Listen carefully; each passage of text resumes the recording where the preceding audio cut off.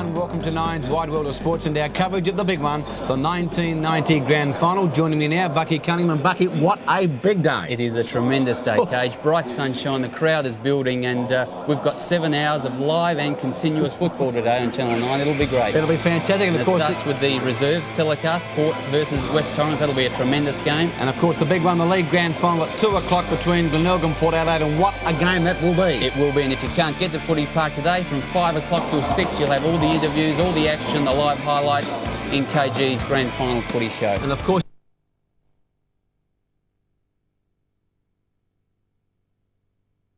I imagine the people at home could guess what those ironic boos were for. Initially they were for the umpires. The cheers are for the Glenelg football team as they run out onto the ground here at the Football Park Stadium, and that's been their theme during the finals, show no mercy, and I don't think they will be today. No, they won't. They're a team, they know how to play against Port Adelaide now. In the second semi-final, Glenelg took it right up to the Magpies. They hassled them at every contest. They got numbers around the ball, and as the Magpies come onto the ground, you can hear the stadium erupt. It's a fantastic atmosphere here at Football Park, and there's the banner they're going to run through. Well, I think the noise really tells the tale or the story, Neville.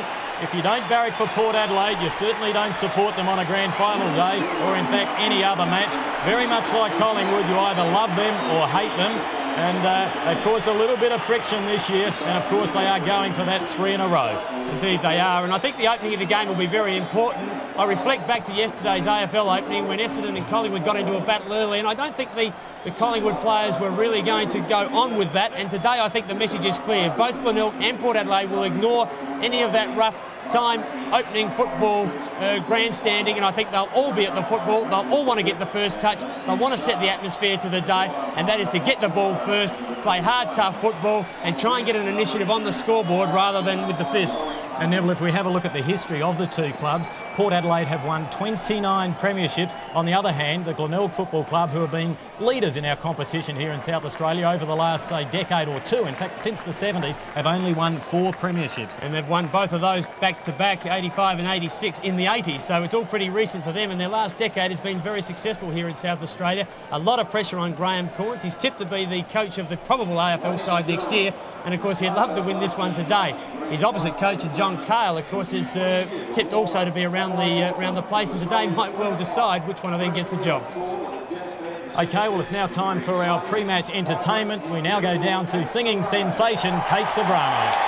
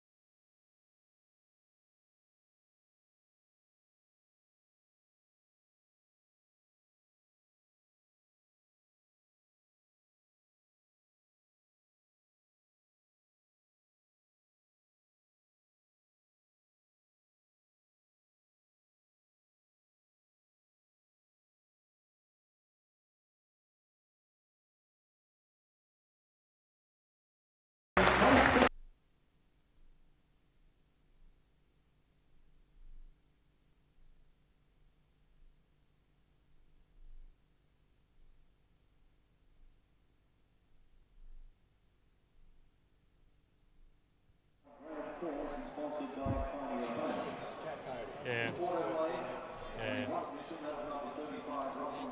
Football coaching.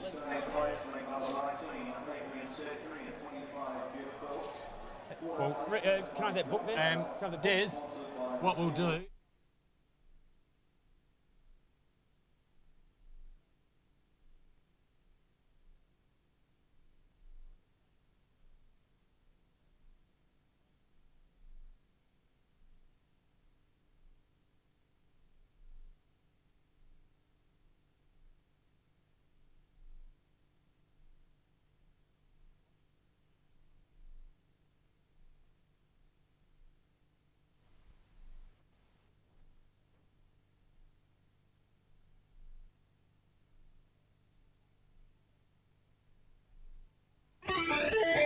As we just go down and watch the tossing of the coin with former Sturt and South Australian coaching legend Jack Oatey.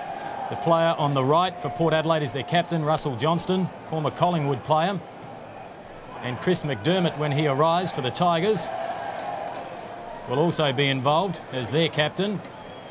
And Glenelg just forcing them to play the waiting game at the moment. Jack Oatey has coached Sturt from 62 to 82 for 7 grand finals here in South Australia and is a living legend. He tosses the coin.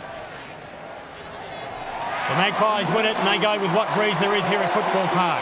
So that breeze is favouring the right of screen. So that's a good start to the Magpies. And as I was mentioning before, Glenelg Football Club have a number of experienced players that have actually played across to the AFL border. Indeed they do. Chris Duthie, John Fidge and another player, Tony Simons, of course, have all had AFL experience. And Rick, those players will be a great value to the Glenelg Football Club today in their bid to win this premiership. Yes, they certainly will, and it's amazing. I'm standing down here and I'm watching the Glenelg hierarchy here, and you should see them chew the chewy, like fair dinkum. They're giving the chewy a real spin. Cornsey, Wayne Stringer, all the administration over here. But as you said, I think John Fidge is going to be a real strong point. And as I said to you before, Chidwitten and Bow on the boundary. Liptak, they've gone for that little bit of a speed, and if they can get the ball in there quickly, they'll be very, very hard to beat.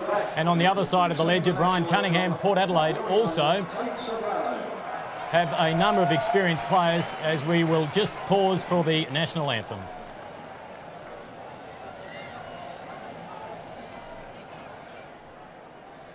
Australians, oh let us rejoice, for we are young and free, with golden soil and wealth for toil. Our home is girt by sea, our land abounds in nature's gifts of beauty, rich and rare. In history's page, let every state advance Australia fair. In joyful strains, let us all sing, advance Australia fair.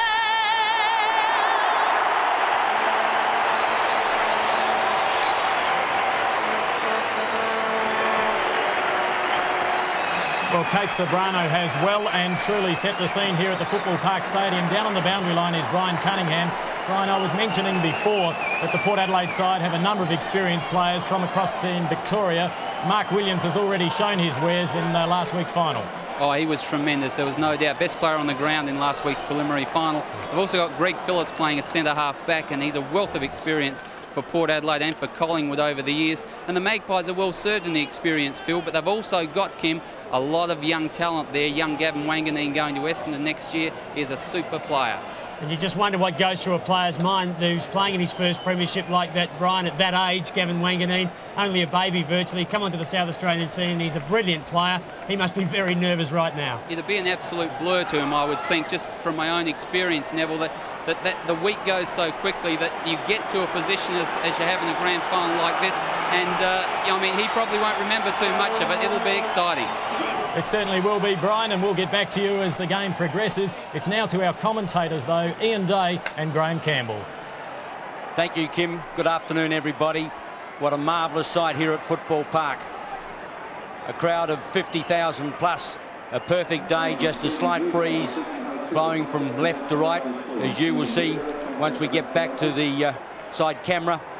Port Adelaide has won the toss through Russell Johnson. He's going to kick to that end. It's not a great deal, but it's got to be worth a couple of goals. Graham, your opinion? Oh, no question, Ian. In new terminology, we say how many scoring shots they are favoured by. Let's say 3 or 4 scoring shots to the golf course end.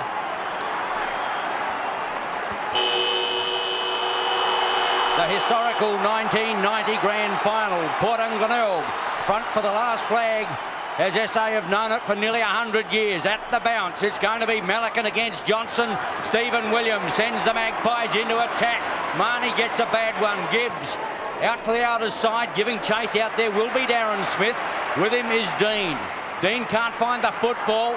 Hutton back to Smith, around the corner. Geneva under cloud with the ankle injury, does it beautifully, slips it out. Hutton now puts it in towards goal. Hodges!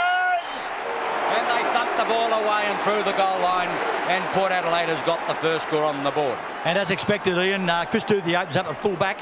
The custodian of Scott Hodges, the champion full forward in South Australia this year, with 147 goals to his name so far. And the ball was brought back into play by Ross Gibbs. The short pass went out to Tony Simons. He searches for Thompson, didn't find that player, and the mark has been taken by Christie. Back to Simons in the 1-2. He's opposed to Tregenza this afternoon, and little George Fiarchi takes a big grab from behind. We played 1 minute of the 1990 grand final. The ball in towards Geneva, out to Mark Williams. He searches for brother Stevens and finds him. Now not sure which way to go, trying to draw the player. He lets fly with a big torpedo punt. Underneath it is Marnie, but the ball has been pushed through for a point. Port Adelaide 2 points. Glenelg yet to get on the board. Ross Gibbs, back pocket player for Glenelg, chose the safety first option, punched it through for a point only, and as Kim just said, 2 points on the board already to Port Adelaide with 1:29 of play. Gee, the Magpies had some loose players grandstand side. The Bays went chasing the football for a while, dropped their concentration. Beautifully put, Gibbs. Dean at centre wing, lost the football. Well done, Wanganeen. He's got it back again. Johnson can't get it clear. Dean would need support. Hallahan in there, can't get it out. High tackle. And umpire Rick Kinnear will come in and give a free kick away to Brett Dean. Umpires Kinnear and Mark Mackey in charge. Brett Dean picked on the bench, Ian, opens up as the wingman. Terrible kick, went straight to his opposition. In Tregenza, puts it up for grabs. Smith out in front of the pack. Can't get there. Duthie in defence. Quickly now, Seabohm runs the ball to the line and takes it out in the right full forward pocket for Port Adelaide. In fact, just checking that, Graham, and I think you'll find Tony Simons is standing Simon Tregenza. He had reasonable success against that player last time the two sides met, as Bartlett tried to tap that down towards Salisbury. McDermott is there, but umpire Rick Kinnear will bounce in the right full forward pocket. Southern end of Football Park, the end the breeze is favouring. Another player picked on the bench, Matthew Liptak, is starting in the actual opening 18 as second rover for Glenelg. Well, there was no question that Graham Corns would not line up as named. It's a ploy he always uses as players desperately fight to take possession, unsuccessfully though, and once more Rick Kinnear will bounce. And Mark Mackey, the other umpire today, officiating in his first league grand final. So we talk of players being a little nervous. I can assure you that man would be nervous as well. Over the top, Abernathy gets the ball out towards Geneva under an injury cloud with a bad ankle, slips at the vital moment, gets it out towards Hines. He's been drafted by the West Coast Eagles, but his kick has been taken by Robbie Thompson. Puts it out wide, looking for Christie once more. The spoiler is Johnston, the captain. Fiarchi well down the ground. He doesn't mind kicking a goal, George. He handballed to no one in particular. Overran the football. He's still in there fighting. The handball goes to Marshall. Now Geneva an opportunity. Salisbury applies the heat. Marshall gets the kick away. Jamison had to dive desperately. Dean is there to lend support, but Johnson picked it up like a rover. It goes back to his opponent, his ruckman in Melican. He gets the kick down towards Christie. Rosonico did it well. Former Collingwood player. Mark Williams, brilliant handball. Out towards Darren Smith. Back to Greg Phillips. The Rock of Gibraltar puts one forward and finds Alan Bartlett. Only two players in the Bay attacking division as Thompson takes it away for the Bays. Out wide, out towards centre wing. Liptak sets himself out there. That will be paid. Attack side of centre wing to put the Bays into attack for the first time. Jamison is clear. He'll get it next. Beautifully put. Jamison on the half-forward line. Out goes Fidge now on a lead. Gives him a chance. Fidge! Fidge is 40 out. Most acute angle. Not an easy kick by any stretch of the imagination. The breeze is coming in from his right to left, and a very important player in the Bay's crest for the 1990 flag. Takes his time to the lake end. Not a long kicker, not a straight long kicker. Kick underway, going across the face of goal. 1 point. The Bays have taken almost 5 minutes to get a score on the board. And kicking into the breeze, that's not misunderstandable. That they are having trouble getting the ball into their forward line, first of all, and secondly, having a direct shot for goal. It's the first one, and John Fidge has drawn first blood for the Bays with that point. For Rosonico to bring the ball back into play. Players form in a huddle, centre field. Rosonico opts for the grandstand side. Not a bad looking kick, looking for Greg Phillips. He was up high, couldn't take it. Nigel Mansell could though, as Mansell puts it forward. Fidge underneath, big leap from Rosonico. Recovers well, the handball out towards Mark Williams. The crowd appreciate the defensive play of Port Adelaide as the ball is put out towards Hutton. Dean met him front on, and he'll be penalised for that. And David Hutton will receive the free kick. 5.5 minutes into the opening term. This is how it happened, and a little bit crude, and a little bit around the face area. Hutton, very courageous player, puts it up high. Underneath it was Thompson, couldn't control it. Back over the top, Bartlett there, going through solidly is Foster. Oh, so too McDermott, in a dead heat situation. Just looking over the field again, Kim, more changes by Glenelg to the selected team. Rod Jammers has gone to a half-forward flank, and Scott Salisbury's got Gavin Wanganeen, obviously his shadow for the day. The Magpies by a point. Tregenza, clear, gives it a chance. Going to be offline, just a point only. And the speedy wingman has come down right from his wing to have a shot from about 35 metres out. Port goes on to 3 points. Glenelg is a point, and we've played 6 minutes of the 90 grand final. Look at the huddle in the centre. They're going always, the players, from the kick in, and Ross Gibbs kicking out. Well, it didn't pay off. Well, it did pay off for the Tigers. The short pass finds John Cebrano.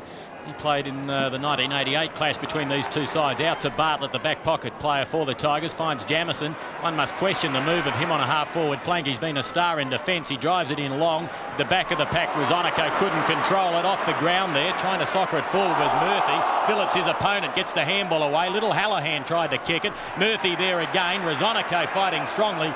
And umpire Mark Mackey, a good piece of umpiring, allowing the players just to work things out for themselves, will now bounce on that outer side.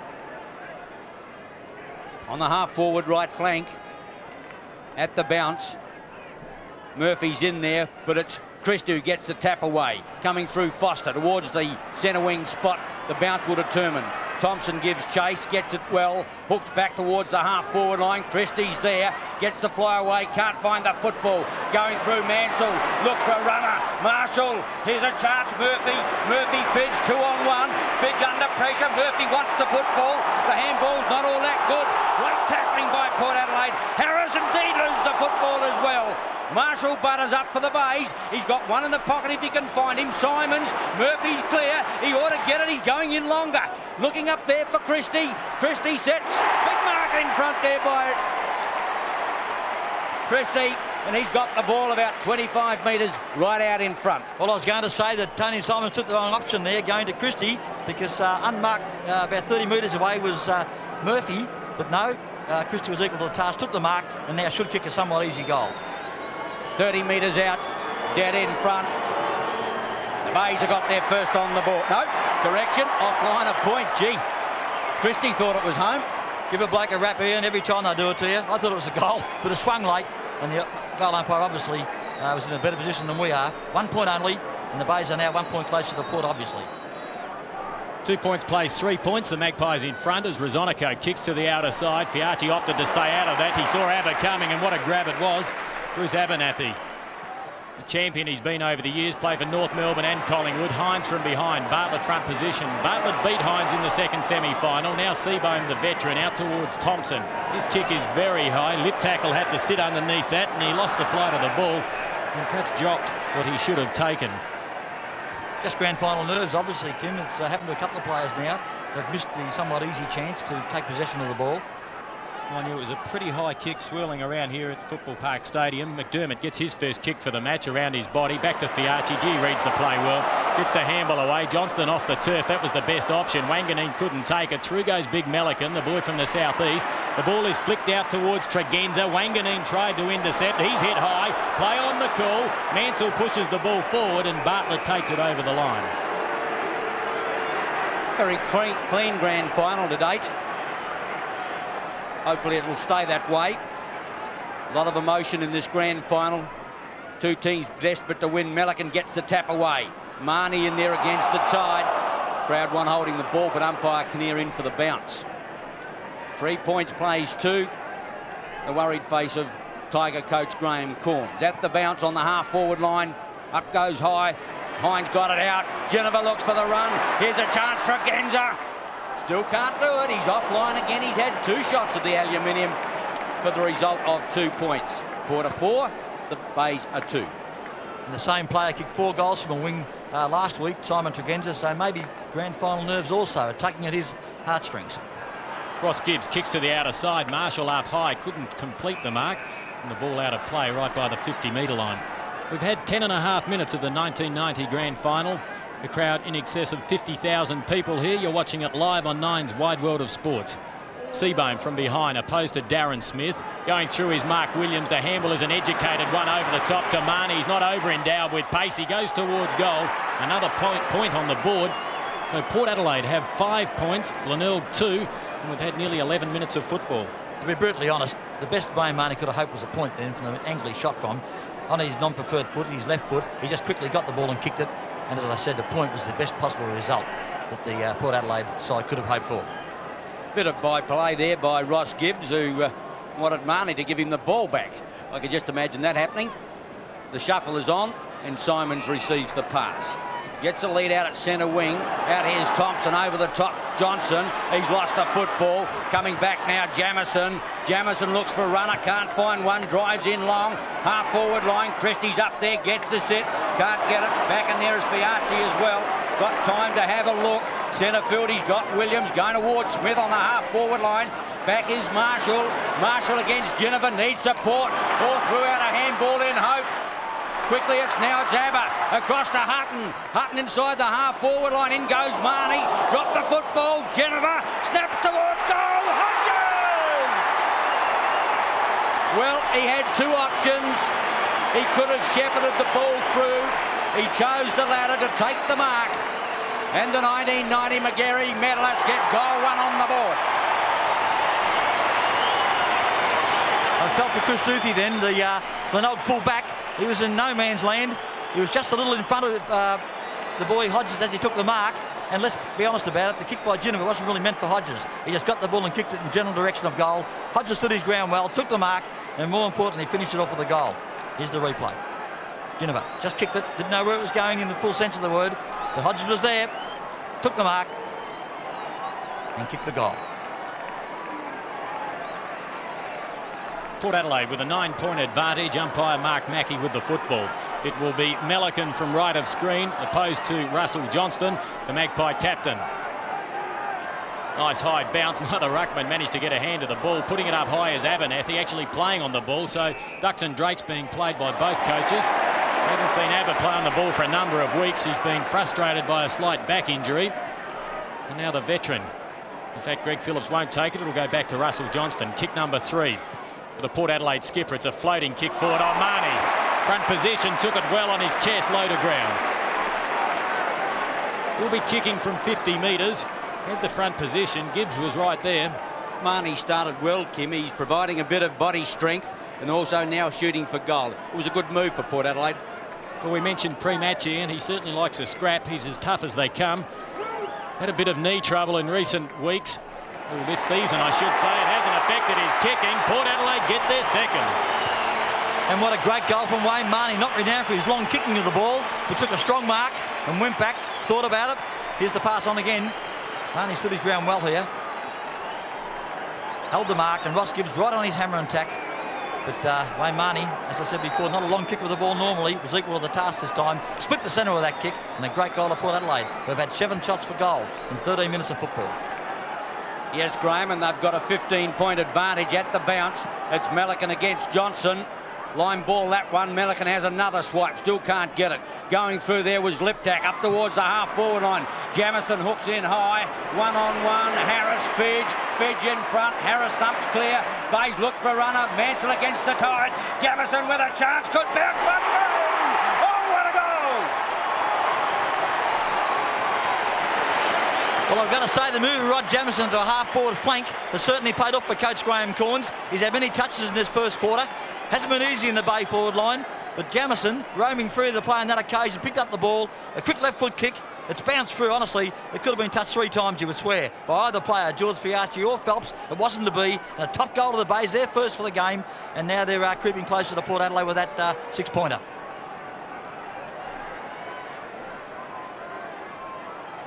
The margin reduced to 9 points once more as Rick Kinnear puts ball to ground. Melican leaping early into Johnston, but he won the tap. Marshall gets the kick away around his body, but once more there is Fiarchi, and that could be 50. And that is the first 50-metre penalty of the game. And Fiarchi just letting Jamison know all about that. In fact, it was Christie. Now, the opponents of George Fiarchi are getting drawn into the square. George is staying back and he's picking up a number of possessions. That's kick number 4 from the back pocket. Duthie, front position, couldn't take it. Hodges was pushed out of it. Liptak there for the crumbs. He's thrown to the ground. In there once more is McDermott. He's tackled by Marnie, and we'll have a bounce once more as young Gavin Wanganeen, number 3 for the Magpies, asked Mark Mackey the question. 16 minutes into the first term.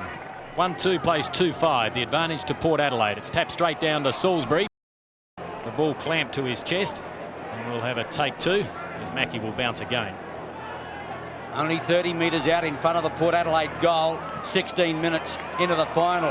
Melican hooks it back, but he hooked it to Geneva. Can't get it clear. He's still got the football on the bottom of the pack. And the umpire will come and pull it up same spot. 2-5 plays 1-2. Live Football Park Stadium.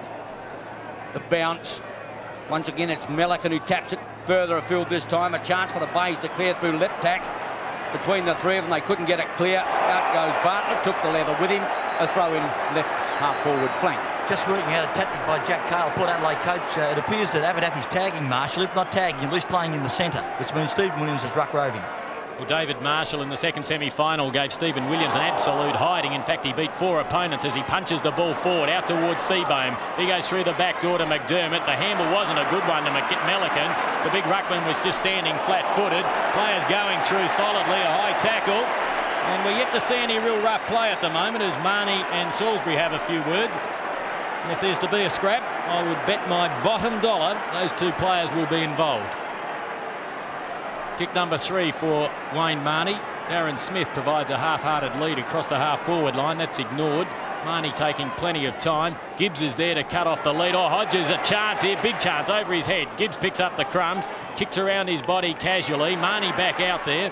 Not taking it was Hutton. The crumbs are picked up by McDermott. He puts it out high. Fiarchi there once more. So too Hallahan. But the boundary line wins out. 17.5 minutes into the first term. Gee, the Bay forward line is still open. Only 2 players forward of centre for the Bays. That's Harris, of course, and Fidge at the throw-in. On their lonesome back there. At the throw-in will be Melican against Smith. Used his body well, couldn't get the football out. In there goes Murphy. He's lost it as well. They go in towards the half-forward line against the tide. Oh, great mark, Brett Dean. Showed a lot of courage. Great courage, Ian. Great courage by the young Brett Dean, playing on the wing today. Seabohm gets it out to Hallahan. Lost the handle. Darren Smith with a chance. Off goes Mackenzie. Oh, great smother. Seabohm runs the gauntlet, loses the football. Darren Smith, as the bodies go in hard. Phillips tries to barge his way through. Who'd want to get in the front of him? Out they go again. Oh, it's solid football now. Hallahan has got Liptak short. And that's the way it goes. Liptak's got a chance. Quite on in the right half-forward flank. Players just getting a little toey. Caught it low to the turf. But Matthew Liptak from about 35, 40 metres out. We'll sort out who's having a brawl in a minute. Liptak sets sail for goal. That's home. Well, I guess you could say a classic Rovers goal by Liptak. The fellow Rover, Paul Hallahan, set the mark up. It was a great pass, a very cool kick under pressure by Hallahan. And the Bays worked well in the centre of the ground to set up that attack into their forward line. Great work by Hallahan, as I said. Finished up by Liptak, marking close to the ground, and better still, a long goal, a great goal. You won't see a bit of golf from Rover. Rovers don't kick long goals normally, but Liptak on that occasion certainly was up to the task. 3 points the difference, and a few blues breaking out at both ends of the ground, and it is on! It is on in the right full forward area. Gee, David Hines threw a couple of the biggest right-hand roundabouts I've ever seen in my life, and Hodges was in there, so too Duthie, and it had to happen. Well, I cannot believe it, Kim. The goal umpire just looked him straight in the eye and did nothing about it. He's still there watching it, but he must have seen 2 punches thrown. You've got the most experienced goal umpire in Mostyn Rudder in South Australia. He would have seen plenty, and he will not forget. Yes, there's no question the little book will come out, and there's the little man. Bartlett's there. Marnie has blood all over his nose. And let's not forget what's really happening out here. It's 2-2 to Glenelg, Port Adelaide 2-5, and the free kick is going the way of David Marshall, and I have no idea whatsoever what for. So the handball goes out to Ross Gibbs, well up from his back pocket, puts it in long. Fidge, Ben Harris from behind, thumps it out towards Foster. He picks up the loose ball.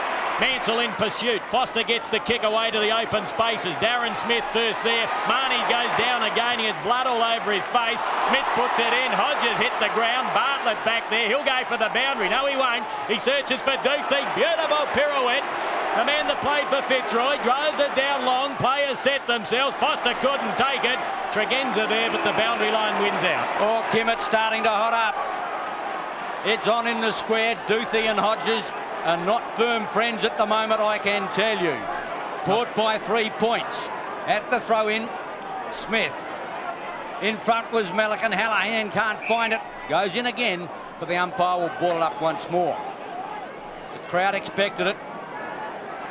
No love between these two teams, and fighting for the final flag as we know it in the 90s, or in the 20th century. Marnie again. Looks for Wanganeen, thought about it. Hodges hasn't led to date. It's 1-on-1 in the square, gives a tentative lead. Duthie's with him. Hodges under the hammer from Bartlett. They thump the ball clear. Thompson in defence. Has a chance to run it out. Hines won't get him. Kick number 5 goes up towards centre wing. And Abernathy takes a clever mark, and you were spot on, Graham Campbell. Abernathy has the job of cutting out David Marshall. And it's not bad when you've got one of the best players in the state, Bruce Abernathy, doing a tagging job. Melican, 2, 3, 4 grabs, takes the mark. Normally feeds out the handball. All options have been covered by the Pies. And Melican puts it to the outer side. Players set themselves once more. Phillips produces the fist to punch the ball away. Northeast with his first kick of the game. Puts it out. Running at the ball strongly was Seabone. Gibbs with a big fist away. Wanganeen very quick to Marnie. Kick number 5. Finds Tregenza. They have loose players everywhere, and it's Darren Smith. Actually, Kim, Darren Smith started off in the forward pocket, and I think that still may be on. He's playing forward pocket with Hines playing centre-half forward. Different to how they were named in the paper. Another fight. Another fight on, and it is on well and truly as they let a few go. And Stephen Williams, well, it's not normally a feature of his game, that type of actions. Now Marnie asking the umpire for 50 metres, and in fact Rick Kinnear has obliged, so this is a gimme goal to Darren Smith, and this may well be a case, Ian Day, of which side settles down the quickest, as Darren Smith will bang this through for his first goal. Well, I can't believe this. I'd hate to think that Wayne Marnie had to tell Rick Kinnear the player should get pulled back 50 metres. No question in my mind. Kinnear had in his own thoughts that was the way to go. But Marnie appeared to be directing the traffic. Came across, said to Kinnear, "Hey, what's going on here?" And Darren Smith had a kick within the square, which made the goal that much easier than what would have been kicking 35 metres on a slight angle. But Port Adelaide equal to the task, and the physical stuff's been very evident in the last 5 minutes of play. Port Adelaide by 9 points. Be interested to know just who Rick Kinnear thought started the fight. 3-5 to 2-2 at the bounce. It's Melican for the Tigers against Johnson for the Magpies. Line ball, in goes Murphy, needs support, runs the gauntlet. Salisbury left the football behind. Wanganeen goes down. Quickly now, Geneva gives a chance to Man Mountain himself. Phillips goes for the safety of the line. Simons needs a prop.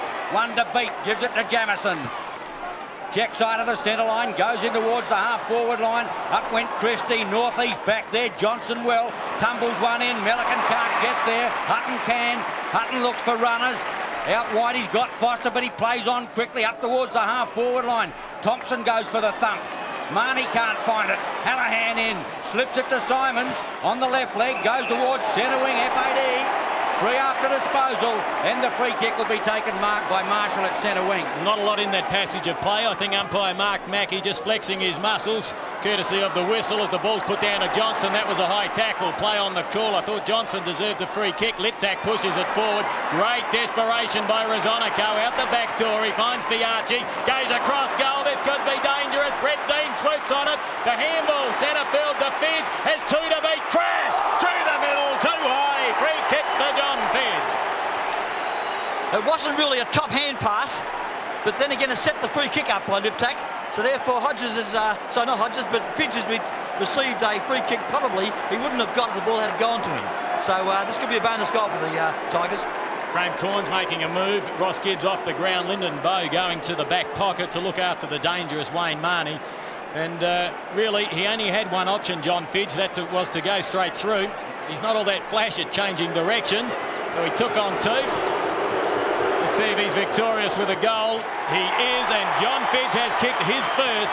Glenelg had 3-2. They trail Port 3-5.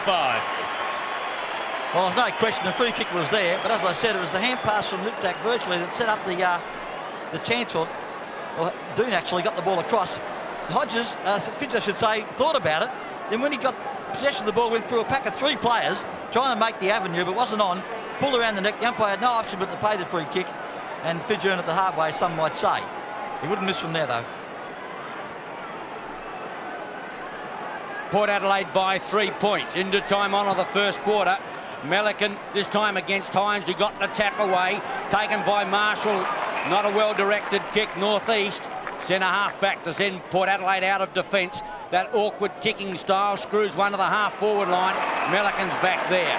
Looks for options. Centre half back, the big fellow. Kicks long to the half-forward line. Christie charges to meet it. Good mark. No, not paid. Tackle was high. In there goes northeast again. Thumps out a long handball, but the umpire's called for a halt, and he will bounce just in the attacking division of the Bays. 3-5 to 3-2. Almost 27 minutes gone. Marvellous crowd, marvellous day. I was going to say, Ian, I don't mind them not paying that mark to the big fellow, Christie, but they must be consistent all day. Make them earn the marks the whole 100 minutes of play. Hines gets the tap away, but Marshall floats the ball into attack. It's 2-on-1 back there. Fidge needs a set. He's working the ball against Phillips. In comes Nigel Mansell. He can't find the football. Harris comes away with it. Drops it back towards centre. Williams shows courage. Gets the football. Checks side of centre line. Magpies into attack again through that player. The former Collingwood and Brisbane Bear players fires the ball to the half-forward line. Up there is Thompson. Thumps it away. Jamison over the top. Stephen Williams, the crumbs. Salisbury getting back in defence. Needs support. Finds it in Duthie. Likewise Bartlett. And the Bays will run it out through Lyndon Bowe. Alan Bartlett is a much improved player as Bowe just off the interchange bench drives his side forward. It wasn't a good kick though. And little Georgie Porgy in the back pocket takes another mark. Feeds off to Foster. He drives it up to centre half forward. Melican opposed to Marnie. What a mismatch that was. The ball is thumped out wide though to the running wingman in Hutton. He searches for Hodges, who has to play the defensive play. And this time Chris Duthie wins the free kick. The value of playing in front, Kim, stood out. No question of that as Duthie puts the ball out wide, setting himself Melican, had to grab the crumbs himself. In there is Thompson, out towards McDermott. He's been a little bit quiet. He's a rather unobtrusive player, but what a player he is as the ball is socket off the ground. Out there towards Dean, Brett Dean.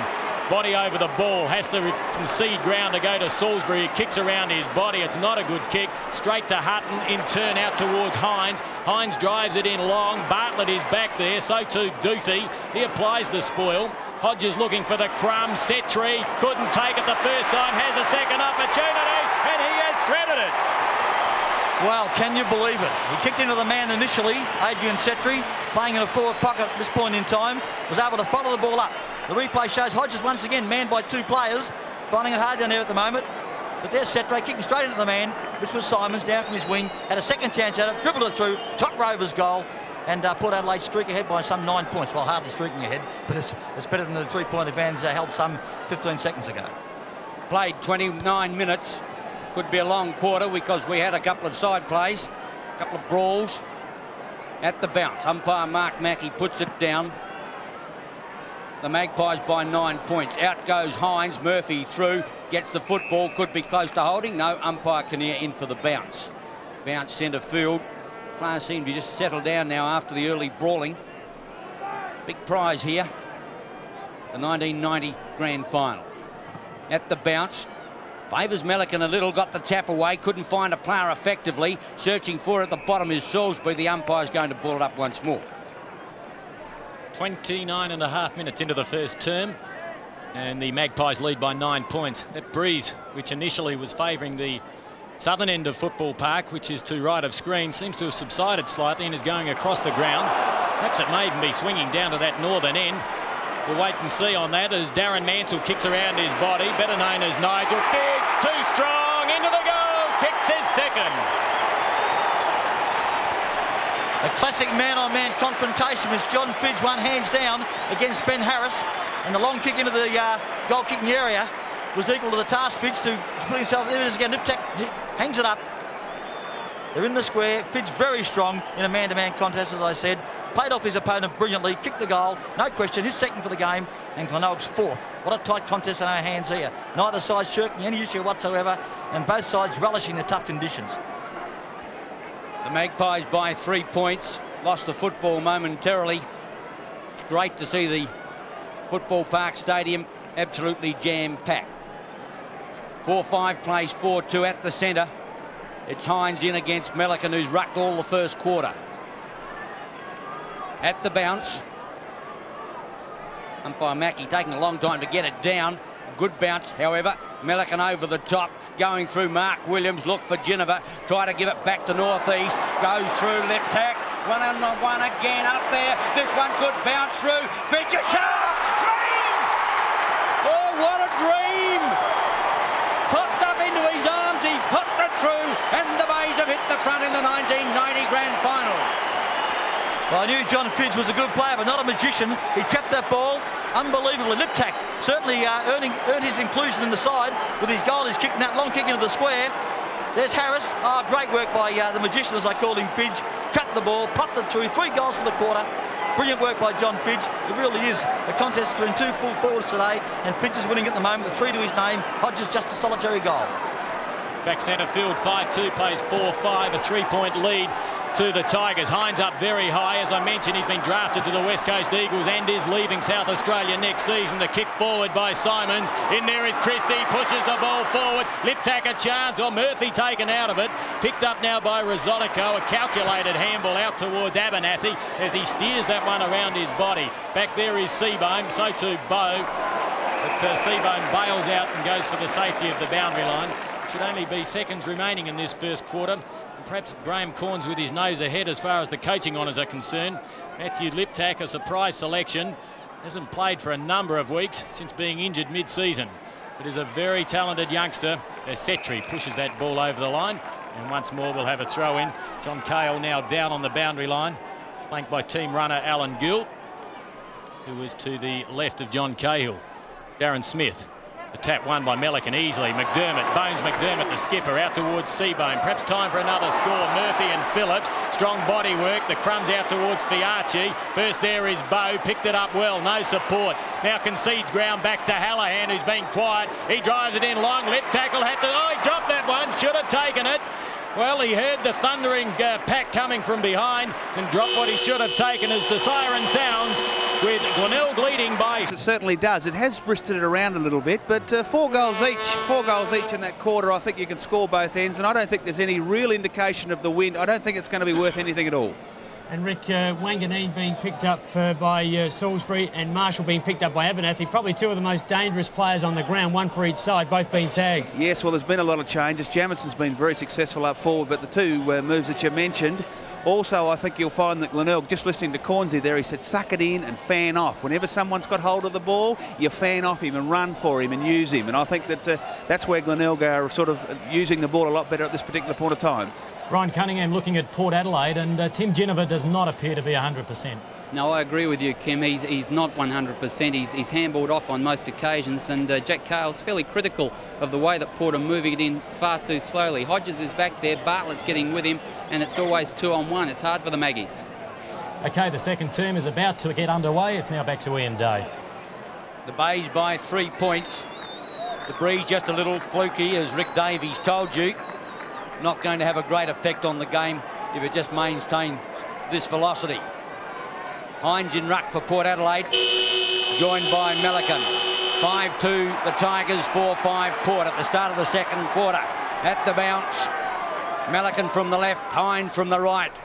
Hines gets the tap away, can't find a player. Wanganeen through. In goes Simons, tries to tunnel, ball it out. Finally it comes back here to Marshall in turn. Thompson, the Bays go forward in towards the half-forward line.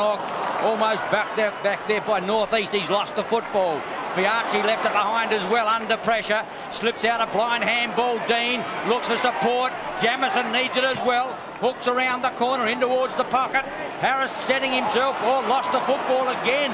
Rosonico gets it out to Phillips. The runner is Foster. Port Adelaide ought to get out of trouble. Foster through the half-back line. Liptak can't catch him. He's running easily, does it well. Drives long, up to the lead now of Tregenza. Speed to burn this lad, one to beat. Can't get round. Simons, run a long way to get that football. Puts it back, looks for Marshall, and he'll take the ball out of play. Very well done by John Seabohm, cutting off Tregenza at the pass then. Great effort by John Seabohm, renowned for his defensive qualities, but really did make something out of nothing then. 1 minute into the second term, Melican takes front position and wins the tap down towards Hallahan. I mentioned he's been fairly quiet. Stephen Williams there tries to flick that out to brother Mark. Wanganeen perhaps in the back, play on the call, and the Port supporters not happy about that decision. Bounce on the outer side, 5-2 plays 4-5. Well done, Scott Hodges, says the sign. Of course, leading goal kicker in South Australia, also the Magarey medalist for 1990. McDermott gets a good handball away to Hallahan. He puts it in long. Rosonico back there, had the sit, couldn't get the fly though. So too is Hines, pushing it along the ground. His lip tack too slow. Christie, the handball over the top. It goes towards Mansell. Mansell lines up the goals and then kicks it out of bounds on the full. Once again, I think grand finalers got the better of Darren Mansell then. Had every opportunity to at least score. You can't get a goal every time you get the ball, but he should have scored, but he wasn't up to it. Darren Mansell, nicknamed Nigel, you'll never guess why. Ben Harris, another player back from the Bears, having left Port Adelaide in the first instance, drives back towards the half-back line. Getting up there was Hines. At the back is Simons. Whips out a handball. Mansell again, can't find it. Players battle hard for it, and the umpire will have to ball it up. At this stage, the Tigers winning the centre square. They've taken it away 7 times. The Port Adelaide's 3. At the bounce on the half-forward line for the Bays, leading by 3 points. Christie in there. Stephen Williams can't get a kick away. Foster can. Getting back on it is Melican. The big fellow didn't really want to go and get it on the full. Gives it back to Simons, concedes. Seabohm goes out wide. Gee, there's no one out there. Yes, Jamison 1-on-3. He's got Hines to beat. Does it with consummate ease. Puts it up for grabs. Christie up! And he got up and down before acceptances. But he's taken the mark at the 50-metre mark. Oh, the handball was bad. Mark Williams did brilliantly to intercept. Rosonico's going to put it out wide. It's a race out here in pace. Dean against Hutton. Left it behind. Thompson in for the Tigers. He's run into the ground. Well played by Marnie. Needs support. Ginniver, who's having trouble kicking, goes back now to Abernethy. He drives high to the half-forward line. Gee, that's higher than longer. Setting himself is Salisbury. Wanganeen over the top. McDermott. Umpire says play on. Marnie gets it out. Hutton. Clear is Hodges. 1-on-1. Hodges has got one to beat. Hooks it around the corner. Getting back on it, however, will be Simons. The bounce favours him. Keeps it in play. Has a look and gives Melican the chance. Big Melican should take this quite easily and does. Met solidly by Darren Smith. Well done, Darren Smith. Made him earn the ball, Kim. Glenelg made a couple of crucial mistakes only moments ago, and they were very lucky not to pay dearly. Firstly, the error by Christie down in the forward pocket, and secondly, on this grandstand side, when Robbie Thompson should have socketed the ball off the ground. Nevertheless, they're back into attack. Back there is Northeast. He tried to find Fiarchi. Jamison is playing a champion's game on the half-forward flank, and he forces that ball out of play to the appreciation of the huge crowd here at the Football Park Stadium. And that is a picture of the stadium, Graham. A magnificent sight it is. In excess of 50,000 people here to see the best two sides in South Australia for 1990. Absolutely jam-packed, Kim. I was just going to say a moment ago that the gamble by Graham Corns in playing Jamison forward of centre and Liptak on the ball has paid off handsomely at this point in time. So far, but we're only 4.5 minutes into the second term. Rosonico ducks for cover. Oh, an educated passage of play. The handball is good out towards Williams. He puts the ball back centre field, and Darren Smith takes a strong mark. That's his third for the game. He's keen to play on. He's on the right boot. He puts it to the open spaces. Hodges loves this situation. The ball sits high. Doothy wears him like a glove. Bartlett lends support. Dooth still over the top. In there is Brett Dean. David Hutton applies some pressure. And Rick Kinnear says, "I'll bounce, fellas," right on that 50-metre line. Seems to me Chris Doothy is relishing playing the champion Scott Hodges today. He really is wearing him like a glove and playing the perfect defender's game so far. At the bounce, it's Melican. Gets it out wide. A chance for Gibbs, who sat in the bunker for a while there in that first quarter. Maybe a disciplined move. Abernethy off the fingers. Returns it to the half-forward line. Getting back on it is Bartlett. Too strong. Thought about playing on. Gives a chance. Melican. Dean is clear. If he can get over that far. Simon's in support. Tregenza about to run him down. Good screening. On the left leg, he goes forward. Fidge out in front. Fidge! Brilliantly done from woe to go. The Bays with a chance. Fidge not confident from the distance. Puts it up. Simons has found the hole. Into the forward pocket. And Tony Simons can boot it from about 30 metres out. And might I say, Tony Simons loves a goal. Well, what wingman doesn't? But Tony Simons loves gravitating down to the forward area and presenting himself for the pass coming from players upfield, and he's done it again. He's a magician. 45-degree angle, 30 metres out, ninth kick, and this will kick the Bays clear. Point advantage. Simons to the southern end. Gives it a chance, but it's never really a chance. The Bays by 4 points. Remarkable miss. Tony Simons, you put your wages on Tony Simons from there normally, but grand final nerves, who can say what that produces? Rosonico, short pass out towards Northeast. Had Tregenza short, ignores that option, puts it out to Mark Williams up far too early, and the free kick will have to go the way of Tony Simons, who is having an absolute epic battle on that outer side with Simon Tregenza. The ball is put up towards centre half forward. Phillips, he lost the plot there for a while, lost his position. Dean couldn't take it. Hutton and Dean are having a good battle, and on that occasion it is a dead heat. So we'll have a bounce inside 50, 7 minutes into the second term. 5-3 Glenelg, 33, Port Adelaide 4-5, 29. And Kim, it's painfully obvious when Tim Ginnivan gets the ball, he doesn't want to kick it. He tries to hand pass off to a player going past on every occasion. Williams there, the tap won by Christie. It goes down to McDermott. Hallahan, Christie picks it up again. The kick is smothered off the boot. Fiarchi back there, so too Fidge. Forgot about the football and paid the penalty. Harris too slow. He froze. Liptak is there. Play on the call. And very fortunate Port Adelaide. Certainly could have been holding the ball the way I saw it. He seemed to fall on it and wasn't making a real attempt to get rid of it. There it is again. Perhaps people might argue the player laying over the top, Jamison, gave him no chance. Nonetheless, the onus is on the player laying over the ball to make some attempt to ferret the ball out, and he did not do that. 20 metres out in front of the Bay goal. Port Adelaide under stress again. Hooked back by Christie. Jamison around the corner, but he's just offline. Another point to the Bays, wasting opportunities. They move now on to 5-4. Port is 4-5, and we're 8 minutes into the second quarter. And a very lively half forward is Rod Jamison today. Rosonico to bring the ball back into play once more.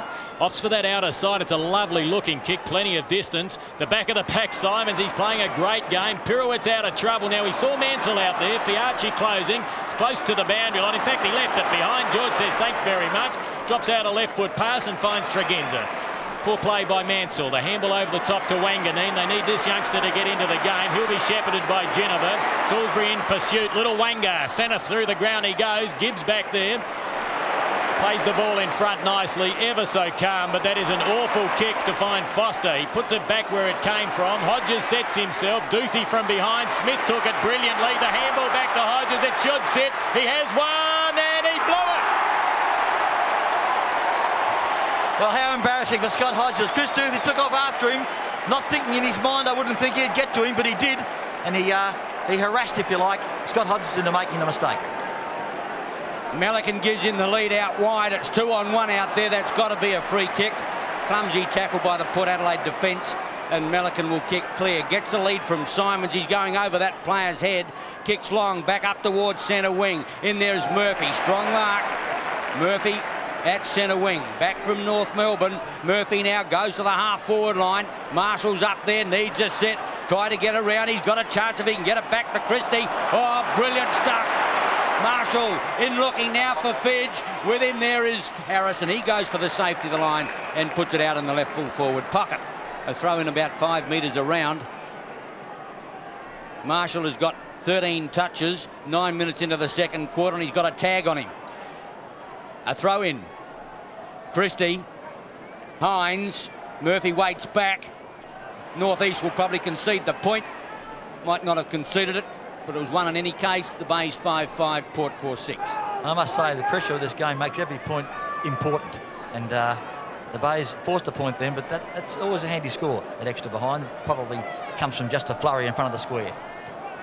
10 minutes into the second term, Glenelg leading by 5 points. Brett Dean up high, picked up brilliantly by Liptak. Back towards Salisbury, feeds out to Marshall. Kick number 9, he held back on that, looking for Fidge. Held his ground, couldn't take the mark. Picking up the crumbs is Hallahan. He goes towards goal.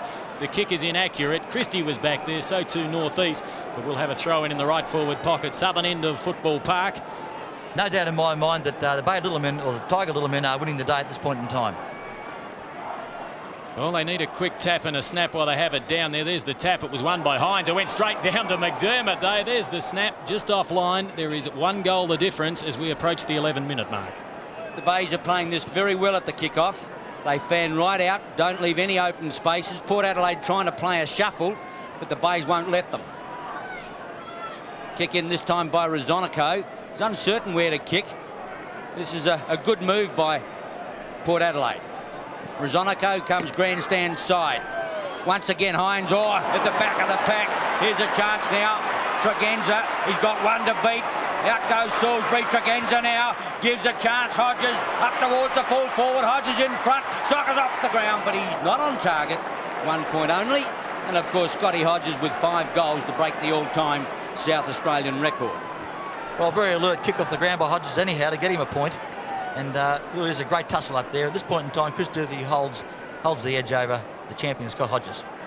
Short pass into Tony Simons, fast emerging as perhaps one of the best players on the ground. The kick goes out to Jamison, who'd certainly be in that category. Kick number 10 coming up. Normally plays either on a halfback flank, a little bit on the wing earlier in this season. Big leap from Murphy to punch that ball out of play. So Murphy and Phillips, the 2 number 20s, having an epic battle. It's the Tigers leading by 5 points, and that breeze, in my opinion, has definitely swung to left of screen, which is the northern end. Hines, classic leap. Gets the handball down. Murphy in there fighting hard. So too Mark Williams, renowned for being at the bottom of packs, and what a champion he's been over the years. Certainly has, Kim, and working in tandem today with his brother Stephen Williams. Jack Carl obviously hoping that the brothers can work together well as a ruck-roving duo. Front position, Christie won the tap down to Liptak, who perhaps is winning the roving honours as far as his opponent Tim Ginniver is concerned.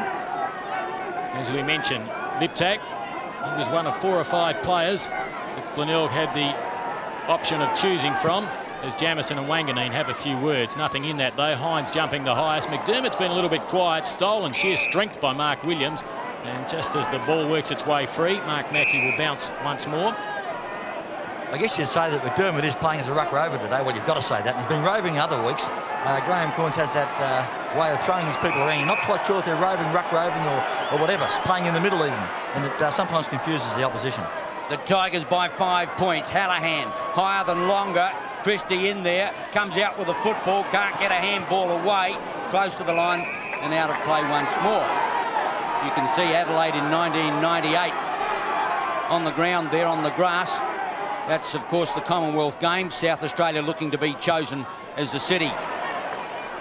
Marnie floats one around the corner. Seabone's going to get the set. With him is Rosonico. Well done, Seabone. Too steady, puts it out wide for Marshall. After him is Abernethy, won't get there. Marshall, centre wing, attack side. Off goes Fidge into the pocket. Fidge is going to get a chance. Harris won't get there. Fidge again. Oh, yes, Harris did. Well done, big fellow, to get there and thump the ball out of play. I just question that option, though, Ian, with John Fidge leading right away in that right forward pocket. It's virtually impossible to goal from that angle, and perhaps he's better darting back and the ball being going up the centre corridor. Strength is his key. He's not a long kick accurately, as we said before. Hallahan thought about it, gives it back now to Marshall. Marshall puts it up for Fidge. Fidge up, can't bring it down. Jamison can't find it. Through goes Murphy. Oh, someone at the bottom of the pack. Wanganeen cops a high one, and he'll get the free kick inside the half-back line. It's reported that Wanganeen has been given $200,000 for 3 years to go to Essendon next year, as Fiachi bolts off back towards the half-forward line. Thumped away by Christie. Here's a chance. Ginniver's got to kick that one. Floats it out in front of Hodges. With him there is Duthie.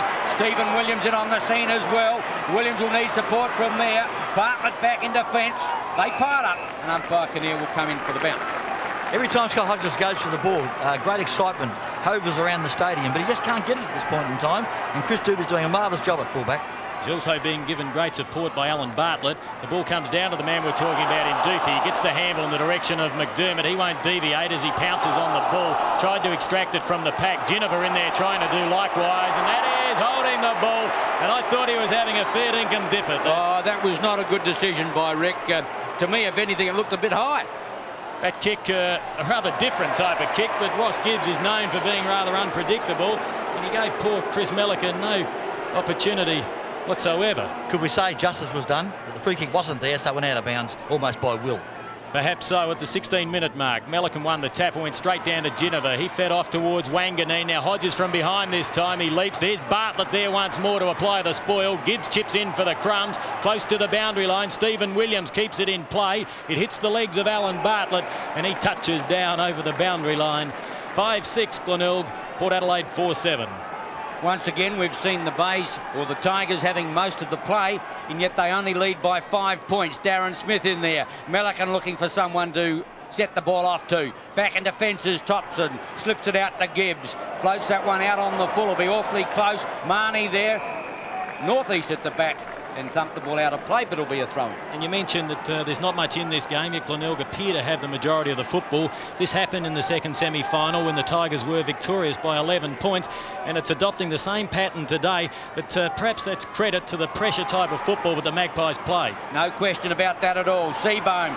Dean lost it with his hands. The tackle looks to be a little high. The umpire's going to ball that one up. Stephen Williams not happy at all. Graham Campbell. To be fair to Rick Kinnear, I just do think he was unsighted as Dean got tagged around the head then. He was sort of looking the other way, so he chose the easy way out. I think Stephen Williams wanted holding the ball. Marshall hooks around the corner, out towards centre wing. Jamison's going to be first there, but there's no ball. Yes, there is a play. He keeps it in play. Hutton for Port Adelaide. Got Salisbury to beat. Back towards the half-back line. McDermott with courage. This time he's grabbed high, and the umpire will play that one check side of the centre line. The Bay skipper. Well, he certainly couldn't miss that, Necker, and that was there for all to see. 100,000 people saw that, literally. Only 5 kicks, but the Tiger captain is better known for the number of handballs he gives out than the number of kicks.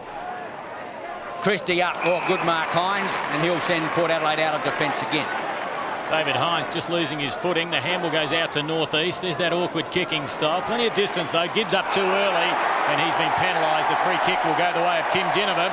And listen to the Port Adelaide supporters. They think they're getting a rough deal at this stage. The kick out towards Hodges. Duthie from behind. There's the spoil. Just that time. Thompson. Hodges in there fighting hard. And there's the push in the back.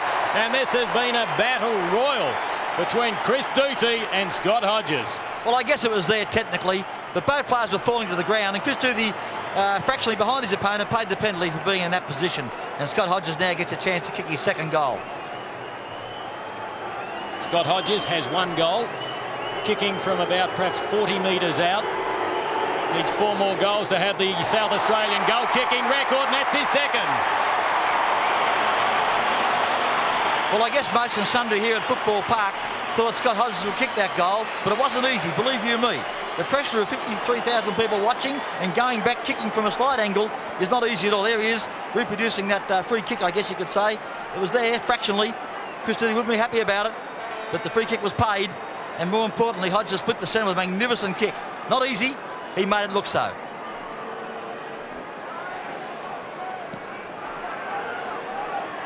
Port Adelaide by a point. It took 18 minutes for the first goal in the second quarter. Murphy goes back in by Ord. McDermott gets run down. Here's a chance. Mansell on his left leg. Hooks in towards the pocket. Getting back on it is Fidge. With him is Harris. Strength against strength. Harris gives it away. Rosonico. Well played there by Northeasters. Rosonico boots the ball back towards the half-back line. Off the half-back line, they're going to let Tregenza go. Kicks to the half-forward line. Seabone's there. Smith out in front. Through goes, oh, this is now Setri. Setri kicks in long, getting back on it is Hodges! Oh gee, a lot of shepherding going on there. A Port Adelaide player down, but he gets up, provided the shepherd, and Hodges has got a chance from 30 metres out. And Bartlett was more content with watching Mark Williams then, and he forgot all about Hodges, who kept his eyes on the football. Hodges seldom misses, especially from this distance. 30 metres out, dead in front. Wind assisted. Hodges has got 3.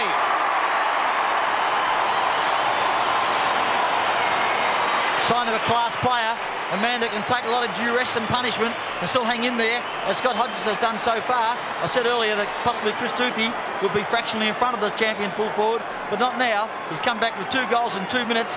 One from a free kick that could be questioned, the second from a great mark running backwards, and a great effort by Mark Williams to keep Alan Bartlett away from the contest.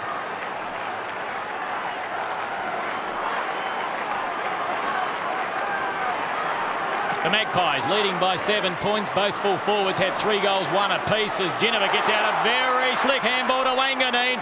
Down towards Williams. Bartlett underneath it. Williams first to recover. He trips over. Play on the call. Desperation stakes as the ball hits the ground. The handball goes back out towards Duthie. Hodges fighting for his side, fighting for his life. He's ridden into the ground. Back in there is Setri. And just as Alan Bartlett wins the football, Rick Kinnear decides to blow the whistle. We'll have a bounce once more as Hallahan is about to leave the ground, and Nicholas Chigwidden, who set the Tigers alight in the second semi-final, enters the arena. Melican wins the tap, goes down towards Liptak. He couldn't control it, and the ball is out of play once more. Free kicks at the 21-minute mark of this second term. There's Nicholas Chigwidden, number 21 for the Tigers. The Tigers have 9 free kicks, Port Adelaide 6, and the Pies lead by 7 points. McDermott needs to lift the kick forward out towards Marshall. Phillips is there also, so too Hines. No one can control it. The big man gets the football, tried to find Abernathy. He's taken to the ground, and we'll have a bounce once more. An important time for the Tigers. Port Adelaide starting to get on top. The breeze at their backs getting just a little stronger. Between now and half-time will be critical. Seabone back in defence. Hooks one around the corner. Floats it out towards centre wing. And it's still in play. Tregenza, escapes the tackle there of Simons. Goes with kick number 8 up towards the half-forward line. Williams! Mark Williams stood his ground. Bartlett just flailed, couldn't find the leather. And at the second grab, the veteran took the mark about 45 metres out. The great value of being in front was epitomised by Mark Williams and stood his ground well. Alan Bartlett just had the one hand up trying to get it away. Not to be.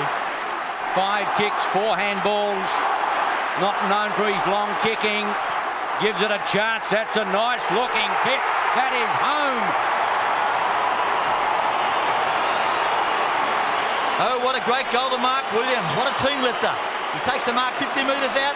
It doesn't mean it's got to be kicked from there, but by gee, he did it with some ease, really. It went through post high, and a great mark, and equally important, a great goal by Mark Williams. Playing well in the forward pocket.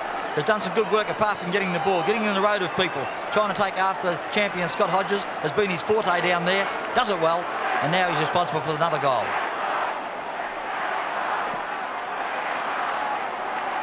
The Magpie machine slips into another gear. They lead by 13 points as Marnie puts it out towards Wanganeen. Forward they go once more, assisted by the breeze. Hodges back there, so too Bartlett, Duthie, and free kick to Hodges. No, the other way in fact. Well, there were players going down left, right and centre, and Scott Hodges is down at the moment, and that doesn't look good. And Kim, what about the kick by Gavin Wangan? He's only about 5 foot nothing. Kicked the ball a virtual mile. Yes, as I mentioned, that breeze has swung around. Let's have a look at what happened to Hodges. Duthie came in and Bartlett fell on the legs of Scott Hodges, and let's hope he's okay. He's had a magnificent season. How did Alan Bartlett get a free kick then? Watching the replay. No, the next one, I think the next one through was a push in the back, Graham. He was certainly paid a push in the back, although at first I thought Mark Mackett had given it to Hodges.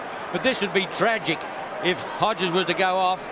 As we know, he's only got 2 more goals to break Rick Davies' record. We'll have a look at it again. He got up very early. Over the top went Marshall, and the umpire indicates it was a point. But Hodges is up on his feet. Very proppy, but that's great news for the Magpies. Well, that's no point. The applause is for Scott Hodges. He's back onto his feet, but he is very proppy. Now the Tigers play on, so there was no point. It's still 36 points to 49, a 13-point advantage as Simons puts the ball over towards Gibbs, trying to draw the player. Eventually gets it back to Simons in the old 1-2, who runs into a lot of trouble, but that is a brilliantly executed hand pass to find Seabohm. He puts it out to Jamison. He's had 10 kicks off his half-forward flank. He's been a little bit quiet this term, and Scott Hodges, and that is a tragedy, is being helped off the ground. And as Ian Day mentioned, he needed 2 more goals for a South Australian goal-kicking record. It's currently held by Rick Davies with 151. Hodges has 150, and that is nothing short of a tragedy, and that is a very sad sight to see.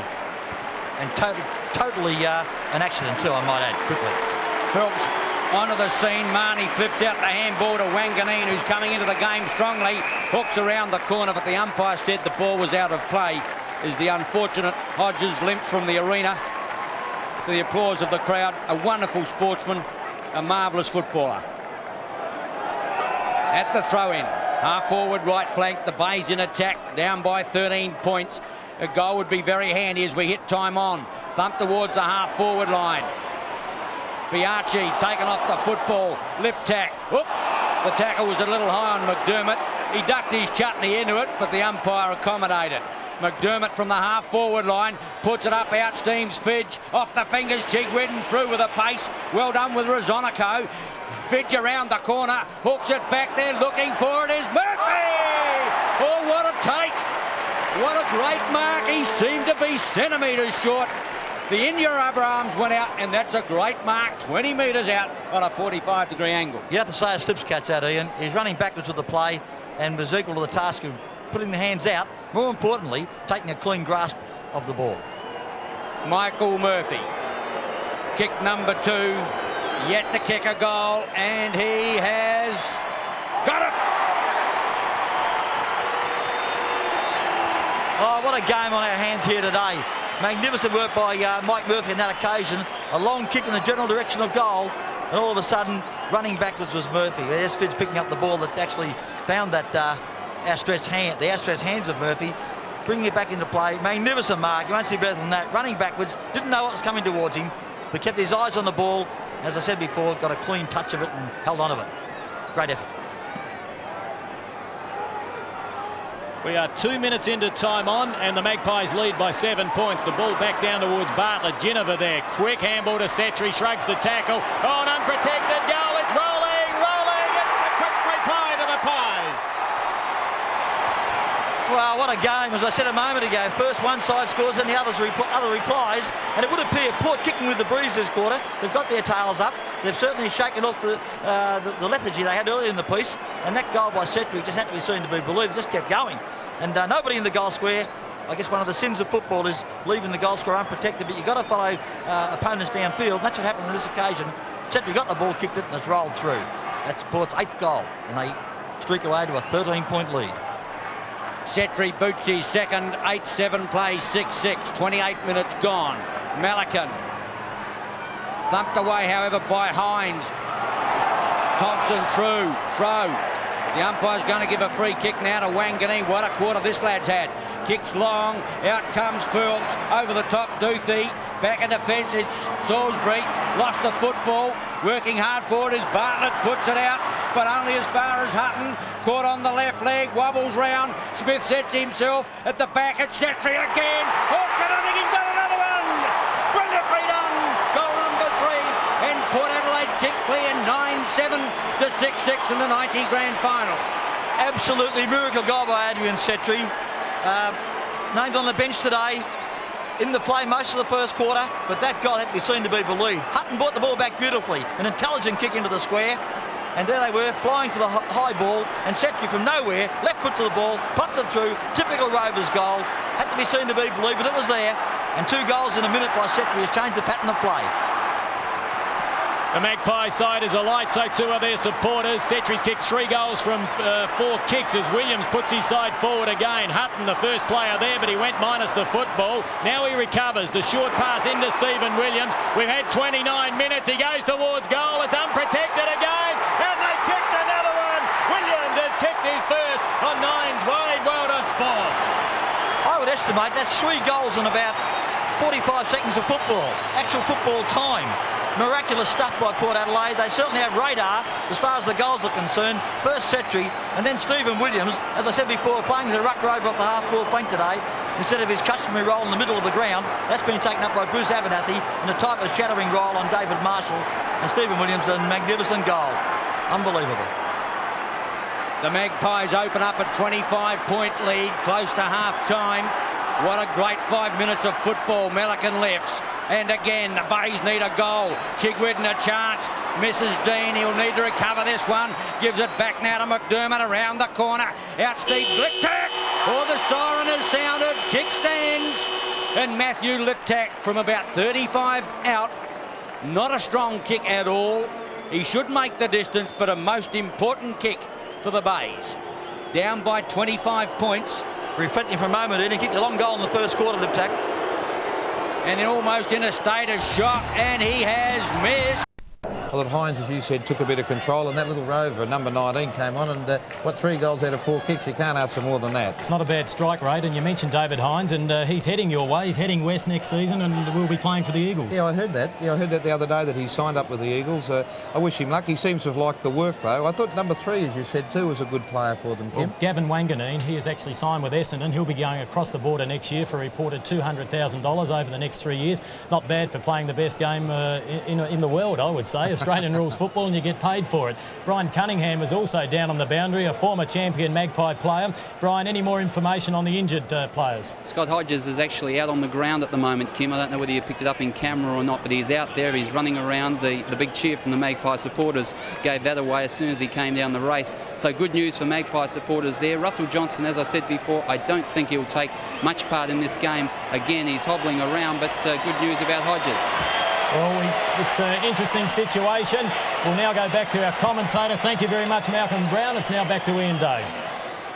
Second half of the 1990 grand final. Port Adelaide with a handy 24-point lead. They were down 3 at quarter time. Big turnaround, especially in that last 10 minutes, as the boys have told you. The Bays to kick with a breeze in this quarter. I do believe it's become a factor, and only time will tell whether the Bays can bridge that 24-point gap and get sufficient space for Port Adelaide to kick with it in the last quarter. Umpire Mark Mackey holds the ball aloft. The last half of football in 1990, Port Adelaide 10-7, the Tigers 6-7 at the bounce. Melican against Hines. Hines gets the tap away. Chigwidden floats a kick towards the half-forward line. Christie gets a bad one. Mansell tries to get it out towards centre wing, but it's Hutton who takes it away for Port Adelaide. Kicks up towards, Gibbs, top mark. Strength on strength there against Setri, the player that kicked those 3 goals in about 5 minutes. But Gibbs relieves the pressure with kick number 8. Back towards centre field. Up there is Hines. He's lifted since Johnson's gone off the track. It appears that Russell Johnson's in strife, may not play again this season, that is. Phillips puts it up towards the half-forward line. Smith at the back. In there is Marshall. Can't get it out. And the umpire will come and bounce on the half-forward line for Port Adelaide. There's no question Russell Johnson won't take any more part in this game, I wouldn't think. He reluctantly came off from the huddle out in the centre of the ground just after the half-time break and is on the bench at the moment. The Magpies lead by 24 points as Darren Smith tried to take the football from the bounce. Players jump on top of each other, and Mark Mackey will relieve the congestion, officiating in his first grand final, along with Rick Kinnear, one of South Australia's most experienced umpires. Seabohm, front position, tried to thump it forward, did so successfully, crashing his way through his Brett Dean, gave it to Salisbury. I don't think Salisbury really wanted it. He just managed to get it away. Now over the top goes Simons, looking for Dean. That was good play. Gets the kick away. Liptak sets himself. He had the spoil, recovers quickly. Thought about the handball, then kicks in a wobbly old kick. Mansell was there, Fidge there, pushed out of it. Play on the call. And as we look at Russell Johnston, and by gee, hasn't he had some bad luck over the years? Certainly has missed a grand final because he got reported some 3 years ago. Just reflecting there, Scott Hodges is certainly on the ground now. It remains to be seen whether he can really compete. Foster hooks around the corner, only as far as flying shot. But gee, that's high, wide, not very handsome at all. And Tony Simon's very disappointed. And Ian, he had time to steady. He's not a natural left footer, and I thought perhaps he should have used the right boot. Rosonico from the back pocket edges the ball out towards the half back line. Christie sets himself, can't take that one. Quickly coming away now is Foster from the half back line. Seabohm in, used his body well. Wanganeen in the back will get a free kick. Check side of centre wing. Still being tagged by Scott Salisbury as Gavin Wanganeen, Ian. Got away a bit late in that last quarter, Graham. Wanganeen with kick number 6 over towards the half forward line. Seabohm underneath the football, can't bring it down. In there with Setri. Abernethy goes out, gets a free kick for hanging on to put the Magpies into attack. Abba from check side of the centre line. Up towards the half forward line. Seabohm again. Smith over the top. Gibbs read it well, jammed it onto his boot. Kicks high, back to half forward line. Phillips at the back, thumps it away. Fiarchi against Mansell. Well played. Here's a chance now. Chigwedden hooks it around the corner. Not a good kick at all. Out goes Rosonico, but he takes the ball across the line for a throw-in. Yeah, that was a poor kick by Nicholas Chigwedden. He was a live wire. He set the Tigers alight in the second semi-final, but playing far too short in that passage of play. Throw in on the outer side, 3 minutes into the third term of the 1990 Grand Final. The action on Nine's Wide World of Sports as McDermott, the skipper, takes it for the Tigers, puts it up high. It's a floating kick. Fidge sets himself. He was the meat in the sandwich, and thump goes Benny Harris, punches it down. The crumbs have been picked up and fed out towards the running player in Foster. Front position is Christie, dropped what he should have taken. Picking it up out there is Dean. Brett Dean gets a wobbly one forward. Fidge sets himself again. Harris has lifted his game. Fiarchi takes the crumbs and breaks away little George. The crowd love him, but his kick isn't good. It goes straight to Alan Bartlett, who should steady down play. He's being told to kick long. He goes out there looking for Simons. Liptak dropped another one. That's his third today, but it's picked up by Salisbury. Inside 50, he goes towards goal, and that is a magnificent kick by Scooter Salisbury. Well, I've got to admit, as an ex-coach of Scott Salisbury, I gave him no chance at all of kicking that goal. He's not a long kicker of the ball, yet he did it with consummate ease. I can't believe it. It came to ground level. He showed pace, something else he really lacks. He straightened up and kicked a magnificent goal. That'll live in Scott Salisbury's memory for a long time. He's not renowned as a goal kicker, yet he's done it on a grand final day when it just meant everything to his club. Great effort, Scott Salisbury.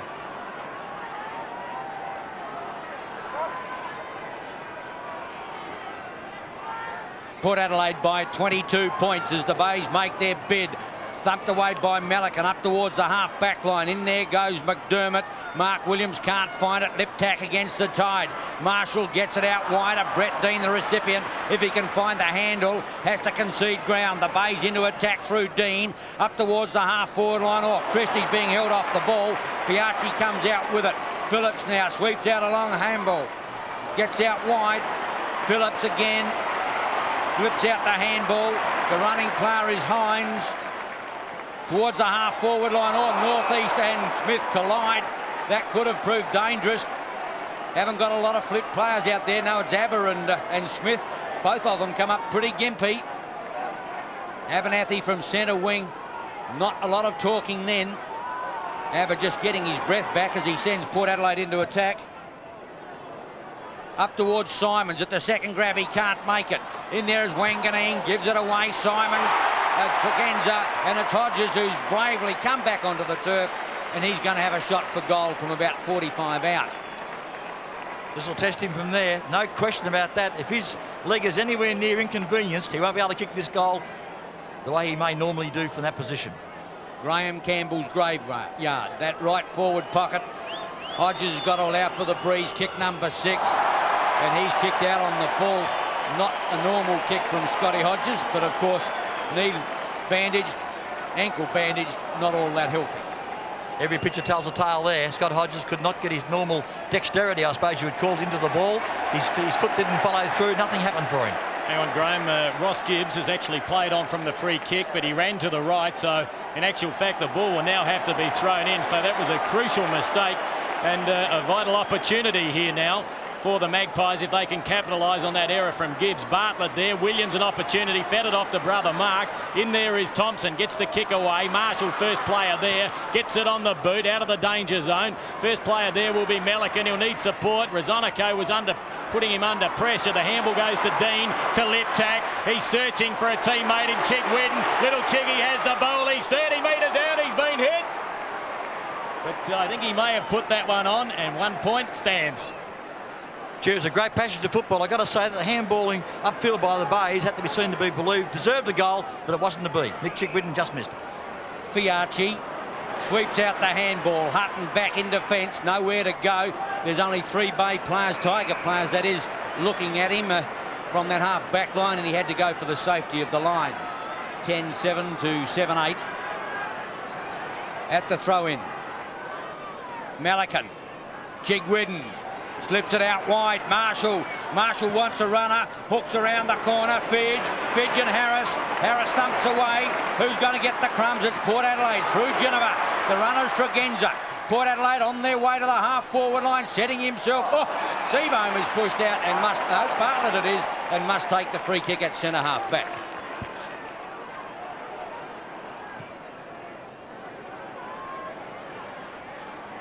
(10-7) plays 7-8. Into attack they go. Welcome to the Nine Network from Sydney, TCN. And you're in the 1990 Adelaide Grand Final, 10-7 to 7-8. Into attack goes Abernethy. Out comes Hodges!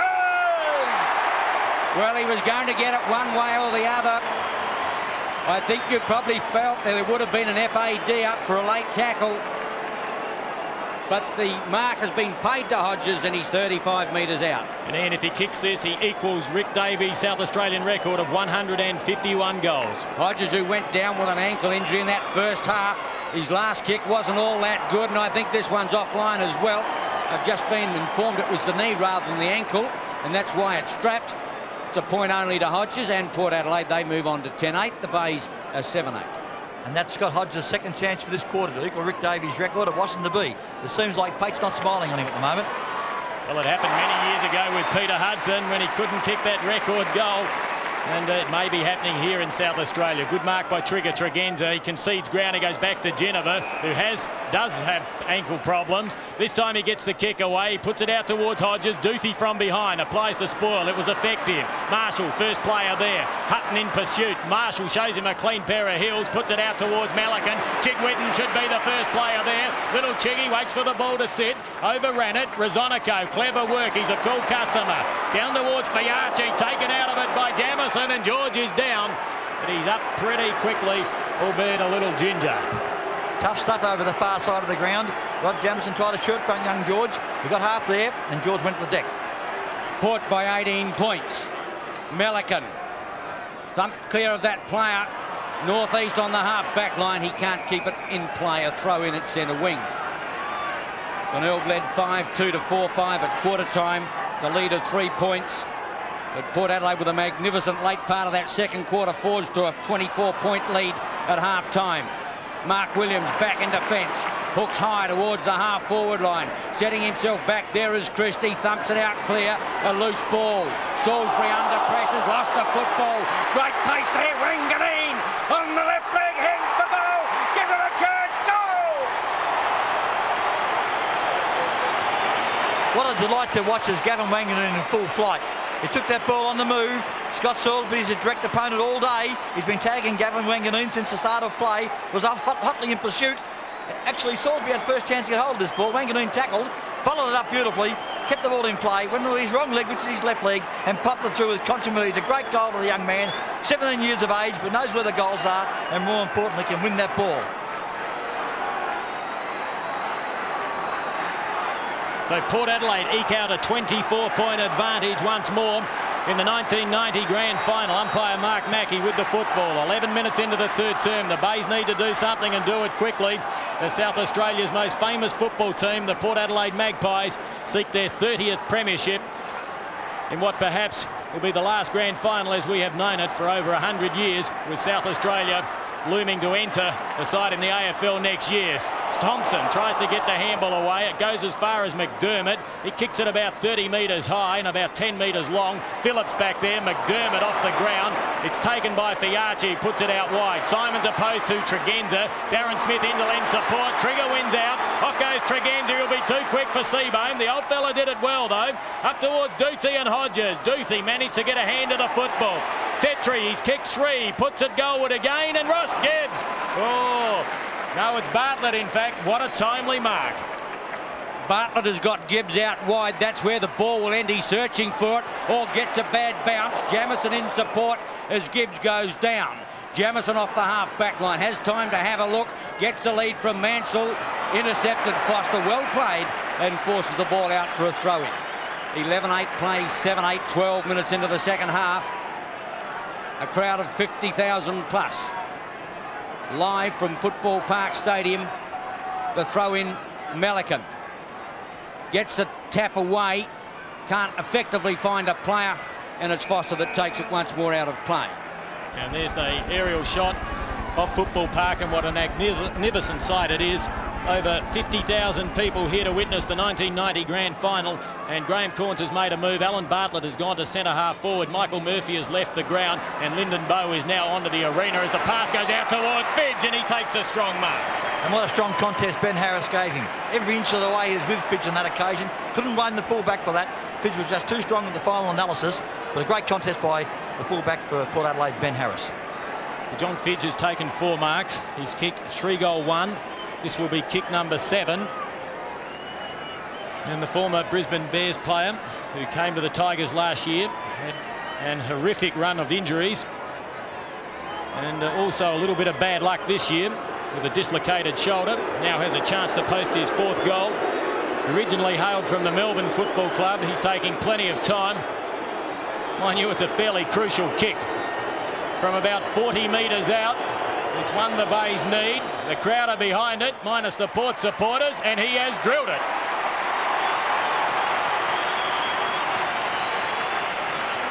What a pressure goal for John Fidge to kick. A crucial goal, a great mark. As I said before, Ben Harris gave him contest all the way. He was equal to the task, took the grab, and more importantly, went back on an angle and kicked it straight through the centre. His 4th goal for the game. Remarkably, 3 of those goals came in the first term. Second quarter, obviously goalless, and opened up this third term now, 14 minutes in, with his 4th goal. Melican off the ground for Mike Murphy. Another move by coach Graham Corns. The Magpies by 18 points. Murphy back on the turf. Melican off. They go to the half-forward line through McDermott. It's not a good kick. Phillips back in defence, takes the easy one. On the left leg, goes out wide. Jennifer's out there with him. Hutton showed a lot of courage to go back into the herd. Can't get it out. Setri lost it. In goes Jennifer. Thrown away by Bowe. Thompson, now Chigwidden. The Bay starting to run. Chigwidden kicks in long up towards Fidge. Fidge and Harris thump clear of that player. Getting in there. Bartlett now coming through. Nigel Mansell. He runs into trouble, holding the ball. Gee, just a little unlucky was Nigel. Not very happy about it at all. And umpire Mark Mackey. Umpire just trying to sort out a few problems. It's going to be Phillips who eases the ball over to Rosonico in short, half-back line, northeast. Port Adelaide created the loose man. Off goes Abernethy. Off the half-back line, drives long to the half-forward line. Not well put. And it's Seabohm who takes the easy mark. He'll come across now to Simons. It better pay off. Simons is clear. They change direction. He's got Gibbs on this side now, but he doesn't want him. He might have to use him in the end. Simons just on the half-back line, drives long, but they can't find a winner in attack at the moment. Rosonico gets it out, and Tregenza run. The Tigers under pressure as the Pies lift their game. The kick from Tregenza out wide, searching for Setri, but too far from that player, and we'll have a throw-in in front of the members' stand here at the Football Park Stadium. It's remarkable. Every time Simon Tregenza gets the ball, he has a steadying bounce. He only runs 4 metres and bounces the ball, where in effect he could run 15. He never does. He always has that steadying bounce, then gets on with the game. It's a habit that a number of players have. as players fight strongly for the ball. McDermott gets the handball out toward Jamison. He got the kick away. George is back there, though, with the football. He's going back into trouble. He managed to evade it, though, and the crowd appreciate that. And he's found David Hutton on the outer side. Hutton is off. Bow in pursuit. The kick is a low one. Hodges has 2 to beat. He kept the ball in front. He still has the football. Gets the handball back to Jennifer. He gives it to Wanganeen. The young sensation kicks towards goal, and he has dribbled it through. Oh, it just cleared Ross Gibbs, and he's kicked his second. The boy's a genius. He knows where the goals are, Gavin Wanganeen. As I said earlier, he also can win the ball. He picked the ball up with consummate ease, ran towards the open goal, thought about it, ran another couple of steps. Hutton reached the ball off to him. Hodges tried hard to retain possession of the thing, got after it again, fed the hand pass out, finished up Wanganeen, and he just runs. He just knows where everything is in place. Pops it over the head of Ross Gibbs.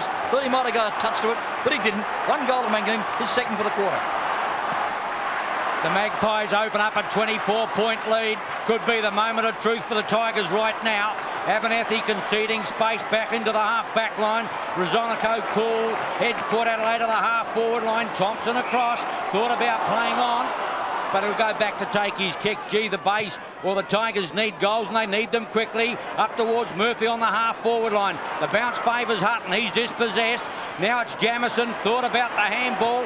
Mansell puts it up. Fidge and Harris getting back in there is Hines as well, and he's quite happy to concede the point. And the Bays have got number 9 on the board. I reckon John Fidge thought he was being held on to then, and I tend to agree with him. Harris was hanging on to his jumper. The umpire didn't see it, and Fidge is not happy at all. Nevertheless, the point stands. 57 points opposed to 80. The Magpies leading. They're playing a great brand of football at the moment as Rosonico puts the ball to the outer side. Christie front position and claim the mark. Now he'll be kicking from about 55 metres out. In fact, he handballs to Brett Dean, who drives it in long. They're looking for Fidge. He has the set. Oh, there's the mark. Murphy plays on and he has kicked the goal. And do you think the Tigers didn't need that? Boy, gee, what a great goal by Murphy too, with consummate ease again. He leaned into the pack, not easy to do in a situation like that. The long kick came in from Dean, right into the square, and Murphy materialised virtually into the marking area, popped it through. Great goal to Michael Murphy. Big drama, Graham. Umpire Rick Kinnear is withdrawn. Obviously, he's got a leg injury. It could be a pulled calf muscle or hamstring or whatever. But it's Laurie Argent, the reserve umpire, has come onto the ground at the 18-minute mark of this third quarter. Back centre field, Mark Mackey with the football, now officiating with Laurie Argent, one of South Australia's most senior umpires. Hines opposed to Christie, more or less a dead heat. Christie made sure of it, though, with the second tap. Down towards Bartlett, now playing centre half forward, and Laurie Argent straight into the action. That is holding the ball. And the free kick will be taken by Rosonico. Rosonico puts it out wide, looking for Darren Smith. Lyndon Bowe is there, but a strong mark's been taken by Foster. He wants to play on. He was off. But Mark Mackey gives him the benefit of the doubt. Now the pass goes out searching for Hodges, and he takes it, and he was still too quick for Doothy. Still probably for mine, Scott Hodges. This will test him. If his knee's playing up, and I believe it is, he's got to go back and put full force into this kick, and it won't be easy. But Scott Hodges, given his incapacitation at the moment. He's had 5 marks, 8 kicks. He has kicked 150 goals for the season. He needs this goal to equal the all-time record held by Rick Davies, and that's his 3rd attempt. And once more, he is offline. 81 points placed, 63. Port Adelaide in front. I've got to agree, the guards aren't smiling on Scott Hodges now. It could well be a repeat of, as Kim Dillon said earlier, the Peter Hudson tragedy of 1971, when he needed 4 goals to match the Bob Pratt record in Melbourne. Murphy, oh, well done, Tregenza. Edge Murphy, a much more experienced player. Duthie it was underneath the football. Tregenza puts it up for grabs again. Darren Smith's there, back in defence. It's Salisbury. Floats one back. Dean's got to get a set here. He gets a favourable bounce. Dean off the half-back line, goes out wide for Mansell. Mansell at centre wing, 1 to beat in Foster. Has the pace, handballs to himself. The umpire said play on. Now he needs help. He'll come back in board. McDermott can't find it. Mark Williams, well played. In goes Fiarchi. Chigwidden goes in and out. Fiarchi again. Down he goes in a heap. Bartlett can't find it. Foster comes out. In comes Man Mountain. Gets the handball over. Northeast from centre half back. It is Abernethy. Drives in towards the half forward line. Thumped clear by Jennifer again. Christie. Down goes Gibbs, and the umpire will give him a free kick for a push in the back. Gee, what pressure stuff that was. That was at both ends of the ground. Both back lines not conceding 1 inch, and great pressure football. Good to watch. A lot of tenacity being shown by both sides, but it's Port Adelaide with the score on the board as Christie goes to the outer side. It goes out there, and George Fiarchi takes another mark. He started off in great fashion, and he's continued in that manner. He's had 20 touches from the back pocket, and he's a fine player, is George. Short pass is not good, and that happens every time. Intercepted by McDermott. Gee, you give them a rap.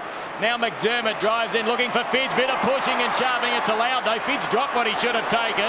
Now it's picked up by Ben Harris, his opponent. He drops out a short pass, and it's been taken by David Hutton, number 27 for the Magpies. Drops it in short, and Setri takes the mark. Little push play on the call. The advantage is paid with the handball out towards Harris. Tregenza dropped that, picked up by Darren Smith. He's been a little bit quiet against Seabohm. Puts up a floating kick. Salisbury lost sight of it, and Williams took the mark. And they're being outplayed up forward. Now the kick goes in towards Hodges. Jamison back there. Hodges 2 grabs. Well, surely he will not miss. He will equal the record from only 10 metres out. Don't back it in, Kim. Don't back it in. He definitely is feeling that knee. He lacks confidence in his normal kicking action. He's got to kick through the ball once again from a slight angle. He's got to put his weight on his bung knee. That's his problem. Well, I'll be more than happy to accommodate any wages. We feel very confident that Scott Hodges will kick goal number 151 and his 4th for the match, and Port Adelaide's 13th, and he has equalled the record. Well, that's good to see. He certainly deserved to at least equal the record. He's got 1 to go now to beat it. It's a long-standing record. Rick Davies set some 1983, I think it was, when Davies kicked 151. And there's the mark repeated to Stephen Williams. Hunched up well, fed it on quickly. Hodges stood his ground. Attacked from the side. He was able to complete the mark. And more importantly, once again, go back. And this time was able to kick through the ball. As Ian Day said, he had to put the weight on that left foot, which is the knee, actually, that's a little bit suspect. But no worries. At the bounce, Christie gets it out towards half-forward line. Bartlett can't. Geneva showing courage. Puts it out for Marnie. Marnie now Tregenza. Finds Wanganeen. Lucks a fortune. Off the half-back line. Abernethy now kicks out wide. Coming across to meet it will be Bowe. Back in defence. Has time to have a look. Sweeps out a handball, but puts Simons under pressure. He's got to go back to Bowe. Bowen turns Salisbury. And Salisbury's in trouble as well. And he's taken over the line for a throw-in.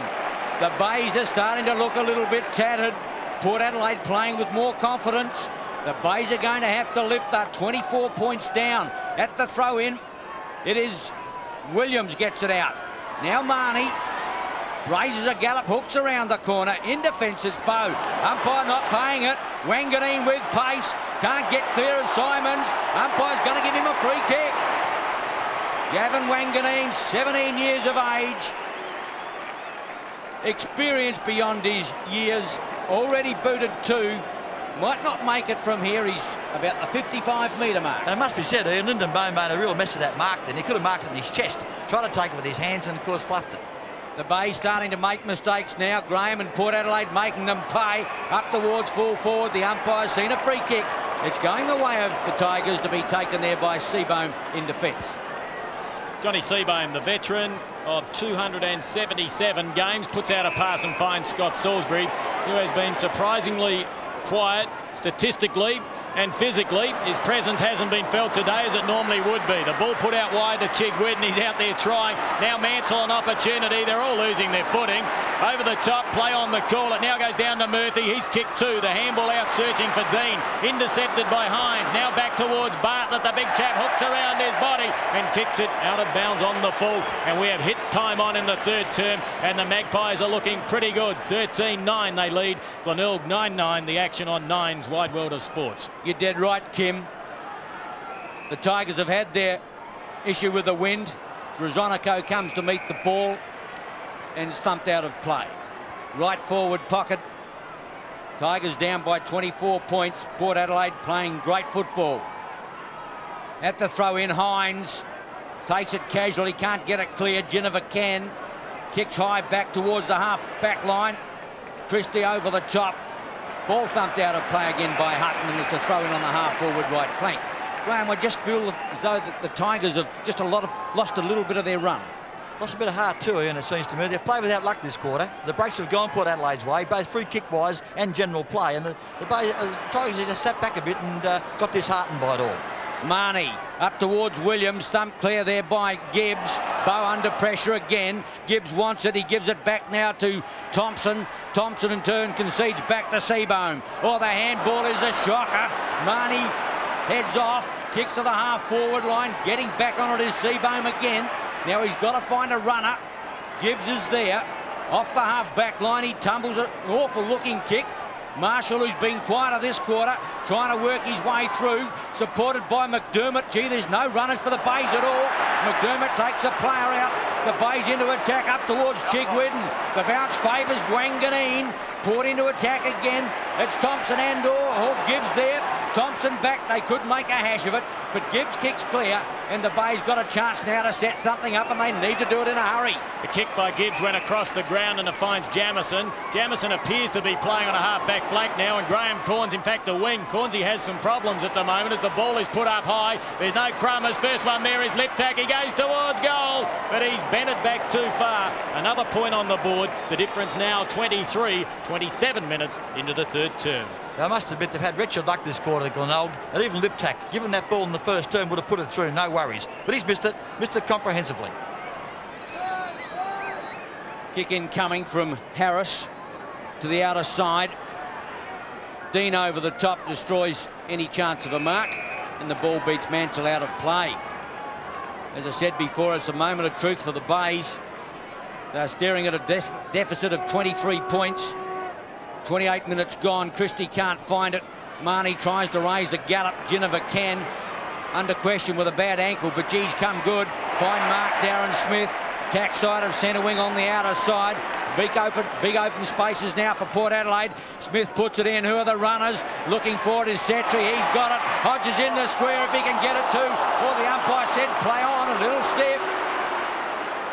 Simons got it from Dean. Simons through centre line, screws a long one, up towards Fidge. Oh, Harris lost his footing at the critical moment. Fidge got a sitter, could not believe his luck. He's booted 4, and the Bays desperately need right now for him to make it number 5. John Fidge, 25-30 metres out right in front from this distance. Normally an excellent kick for goal, wind assisted. Not getting a lot of support from the Port Adelaide supporters. He heads towards the lake, and that is offline. Oh, what a miss. The Bays did not need that right then. Siren time at the 29-minute mark. And Neville, the attendance is very good again. Yes, so 50,500, well, 50,600 virtually, so it's a full stadium, and there it is, a magnificent picture from our helicopter. Football park in South Australia, full. There's a magnificent sight. And the grand final between the Magpies and the Tigers. Let's just hope in this final quarter, Kim, that the Glenelg side can lift a little bit and come back. Well, I don't think they'll lie down, and Port are looking very good down on the boundary line. Rick Davies. Rick, what is happening at the Glenelg camp? Well, Cornsey just sort of mentioned to suck in the breeze. Kimmy Hodgman had his say. We've come a long way. You've trained for a full 12 months. We can do it. We've been in this position before. We can run them off our legs because we know for a fact that we are the fitter player. But well, I just sort of looked around and I thought the heads were down a little bit, and down here on the ground, the wind is blustering down to that lake end, and it's going to be a very, very hard job to get back from here. And Rick, the Crummers for Port Adelaide, they seem to be at the bottom of the pack, whereas every time the Bays go forward, they seem to get the ball into their forward line, but Port Adelaide are there in their numbers to take it away just as quickly. Yeah, well, Port Adelaide were damaged a couple of weeks ago. They're not going to be damaged today, and I've actually gone across and said to Scotty Hodges, look, if I can kick a couple of goals at three-quarter time by myself, perhaps you won't break the record, but he's come back onto the ground. He's been sensational, and he deserves, after winning the medal, to break the record, and good luck to him. Well, Rick, Glenelg lay claim to being the fitter side in the competition. We'll soon find out. Brian Cunningham has been down with the Port Adelaide huddle. Brian, what did John Cale have to say? Well, John appreciated the fact that they've got the breeze in this quarter, Kim. It's worth 3 or 4 goals. It really is a strong breeze down the ground. And Port, through John Cale, are going to move the ball long. He suggested that they move it long down the flanks and wide in defence, and that's the name of the game. It's a simple game as far as John Cale is concerned. That is, get the ball, kick it long, and maintain the lead that they've got. And Brian, they're a ravaged injury side, Port Adelaide, but despite the Smith being out, Brown, Geneva playing with an injury, Hodges on one knee, Johnson off the ground, they're still doing it, and they've still got numbers around the ball, and they're still working harder than the Bays. I guess it's the Port Adelaide tradition. That's the way it goes down there. You've got to work hard to get the ball. They're doing it, and doing it awfully well. OK, Brian, thanks very much for that. It's now back to our commentator to call the last quarter of what we've known of South Australian football for a long time. It's Ian Day. Thanks, Kim. Yes, it's sad. I think also that the Bays are in trouble. Just for interstate viewers, Glenelg, I keep on calling them the Bays. They are on the Holdfast Bay. Their name or their nickname is better known as the Bays, perhaps in Adelaide, but the Tigers. But certainly you can see the reference to the Tigers in their yellow and black strip. 13-9 to 9-11. The Tigers kicked with the breeze in that quarter, and yet they could only reduce their deficit of 24 points back to 22. So they've got a monumental problem. Port Adelaide in the van as we go into the last quarter, as Kim told you, of the 1990 season, the last we've known in 100 years. Final quarter of the 1990 grand final. Port Adelaide 13-9 against the Bays. 9-11 have got a huge platform to start. Cebrano back in defence, back to Thompson around the corner. The bounce good determined. Hutton got a bad one. Dean tries to get it out to Chigwedden. It's a good handball off the centre wing, kicks towards the half-forward line. They need a winner up there. Big mark taken by Murphy. Murphy's got Chigwedden out wide. One-on-one. Fidge in the square. Fidge against Harris. Fidge is going to get a leap at it. Harris over the top. Lip tack for the Crumbs. You'll need support. Can't get a swing away. And Airy. And out steams Tregenza. Watch him go. Murphy can't catch him. The youngster built through centre line. Kicks out long. Up towards Hodges, but in defence it's Cebrano. He can't find it. Hodges is there. Duthie through. Back in defence it's Jamison. Gets it back now. Cebrano kicks high. Dean against Hutton. Line ball, that one. Coming to meet it is McDermott, and the umpire's going to give him a free kick. And very strangely, Ian, Chris McDermott, the captain of the Tigers, has had no impact on this game this afternoon whatsoever. Bo runs into trouble, puts Jamison in a similar situation. Hallahan's been a quiet man. He puts it out to Tony Simons. He's been a real trier for the Bays. He's fighting fresh air out there. Eventually picks it up, falls down, handball's up in the air. They are under enormous pressure, the Tigers, and they're making hard work of it in the 1990 grand final. Simons once more, back onto the right boot, drops in a pass, and that is a more educated passage of play by Glenelg. Not so Bruce Abernathy, who has given away 50 metres to perhaps one of the most accurate kicks in South Australian football, David Marshall, and there it is, a little bit late. Kick number 16 for David Marshall. He's also had 6 handballs. He also wears number 16. We're nearly 2 minutes into this final term, and the Bays, the Glenelg Football Club, desperately need a goal, and Marshall has accommodated. One of the most skilled players in the Glenelg lineup, David Marshall, simply doesn't miss goals that close in. In fact, the man doesn't do anything wrong in the skills of football. He kicks goals from a distance out. He kicks it from anywhere, given half a chance. A very skilled footballer. Usually plays on a wing, playing in the middle today. Has played in the middle over the last half of the season, possibly. He was upended then at the last moment. Got the 50-metre pull. A trifle lucky, but put the goal through. Something he would have no problem in doing. David Marshall is a star. Port Adelaide by 16 points. The moment of truth for the Tigers now. Oh, gee, out goes McDermott with a high tackle. Hallahan's going to get the free kick across now to Jamison. The Tigers into attack. Mansell's up there with him is Foster. Abernathy through, lost the football. In Burrows, northeast, comes out now towards Liptack. Murphy there as well. And umpire Mackey will come in for the bounce. 13-9 to 10-11. 50,589 people at Football Park Stadium. Liptack has to get rid of that. Hurry, too slow. Well, the umpire let it go. He was lucky then. Hallahan doesn't know where to go. Floats one around the corner. Piacci can't find it. Bartlett through. Hooks around the corner. Liptack! Oh, he dropped the sitter. It's the second one he's done.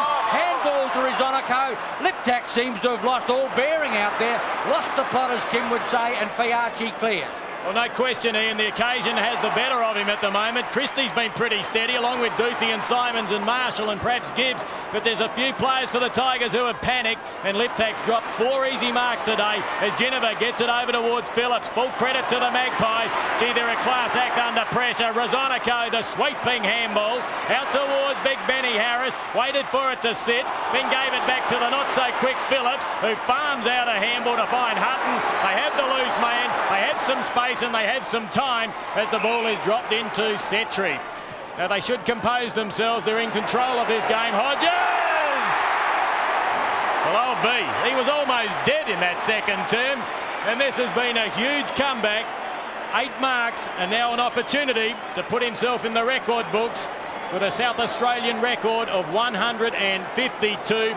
He likes them from this distance. Let's ride it with him. The 1990 Magarey medalist, he lets fly, and he is the record holder for South Australian football. Well, might I be the first to say on air, congratulations on Scott Hodges. It's a deserved effort. The boy went down for the count in the second quarter. It appeared he wouldn't come back on the ground, but he's done just that. Under difficulty in the third quarter, couldn't quite kick through the ball, but that mark and that goal lived in my memory for a long time. A great goal to Scott Hodges, 152 goals for the year, a record in South Australian National Football League history, and the man deserves every accolade that can be showered upon him. The icing on the cake for Port Adelaide. Congratulations to Scott Hodges. Couldn't happen to a nicer fellow. 14-9 to 10-11. Now the Bays have got a problem going through. However, is Simons. He'll need a runner from there. Gives it back to Thompson. Tumbles one to the half-forward line. Mansell up there. Thumps the ball clear. Bartlett. In goes Tregenza. Hallahan can't find it. Tregenza loses it. A chance for Hutton to send them into the attack if he can find the handle. Setri gets run down by Bartlett. He's still in there. Battles hard for the football. But the umpire will come in and bounce on the half-forward line. Well, Port Adelaide has been fighting a crusade for the latter part of this season. If they needed any further lift, Scotty Hodges getting that record is just what the doctor ordered. They're up by 22 points. Players getting tired. Mark Williams sends it into attack. Hodges again! Oh, he slipped Duthie. This could be game, set and match. Amen for 1990. If Scott Hodges were to kick this right now, the Bays would really be pushing wind uphill. Only 10 metres out, a most acute angle. His confidence is sky high. And he gets it straight through the... No. Hit the post. Bad luck. Their 10th point. Well, it must be said also that Chris Duthie was in front of his opponent on that occasion, but the ball almost radar-inspired, went straight to Scott Hodges for a chest mark. He went back but couldn't quite complete the contract. He really has slipped Chris Duthie in this last quarter so far. He must tighten up. Gibbs puts it out, and the Pies lead by 23 points. Dean takes it, goes through the back door, kicks around his body. It's a race for pace. First player there will be Foster. He couldn't take the football. He's back on it quickly, though. Gets the handball away to Northeast, who puts it up high. Underneath it, Thompson. He completes the mark after running into Darren Smith. The handball now to Lyndon Bowe. They're playing into the breeze, Glenelg, and to take a miracle to win from here. Port Adelaide have done it well. It's been a supreme effort. They certainly play with a spirit and a passion unequalled in South Australian football. As Phillips puts it out to Abernathy. He in turn looking for Jennifer, who had a huge cloud over him as far as injury was concerned at the start of the game with that crook ankle. The ball now goes in. Hodges again! Well, he's been resurrected. Incredible comeback. This has been bigger than Lazarus. There's another mark, and perhaps the most popular player in South Australia. A very popular Magarey medal win. Now an opportunity to post goal number 6. Kicking from 50 metres out, 51 in fact. He lets fly, and he has split the centre. Well, I've got to admit, you won't see a better goal than that. For a man that's been inconvenienced somewhat for 2.5 quarters, to go back and kick a 55-metre goal, post high, that's something else. And Scott Hodges, you're an absolute champion, son. I couldn't believe you'd come back from that knock you got. It was quite unintentional, of course, in the square, but he not only has come back, he kicked goals from long distances, the sign of a champion. Absolute great stuff. Port Adelaide open up a 29-point lead. Could be the end of the penny section for the Tigers. The ball thumped towards Phillips. He gives a roundhouse left out to Tregenza. Tregenza through the centre line again. The kick is an awkward one to the half-forward line. Up there was Bowe, back is Seabohm, concedes back to Gibbs. Time to have a look as he kicks towards the half-forward line. Bays can't find a winner there at the moment. The kick is not a good one. Northeast, that awkward kick back towards the half-forward line. Setry through, now it's Tregenza. Tregenza puts it up again.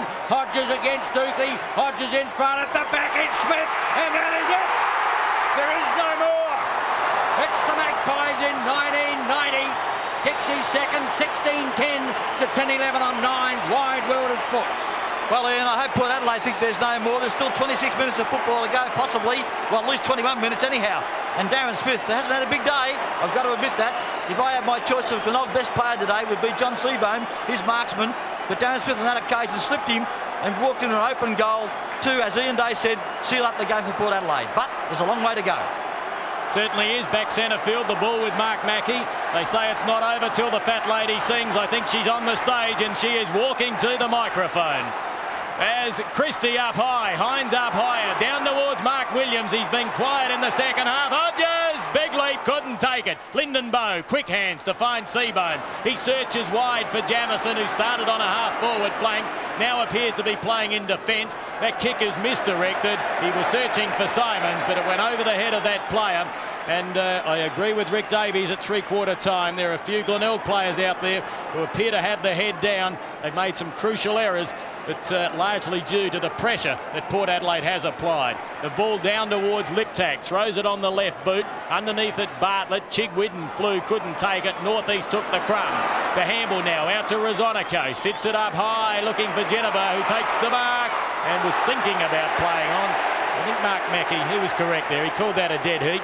And Jennifer will go back and take the kick. I'll tell you why Tim Jennifer wanted to play on. He'd rather handball than kick.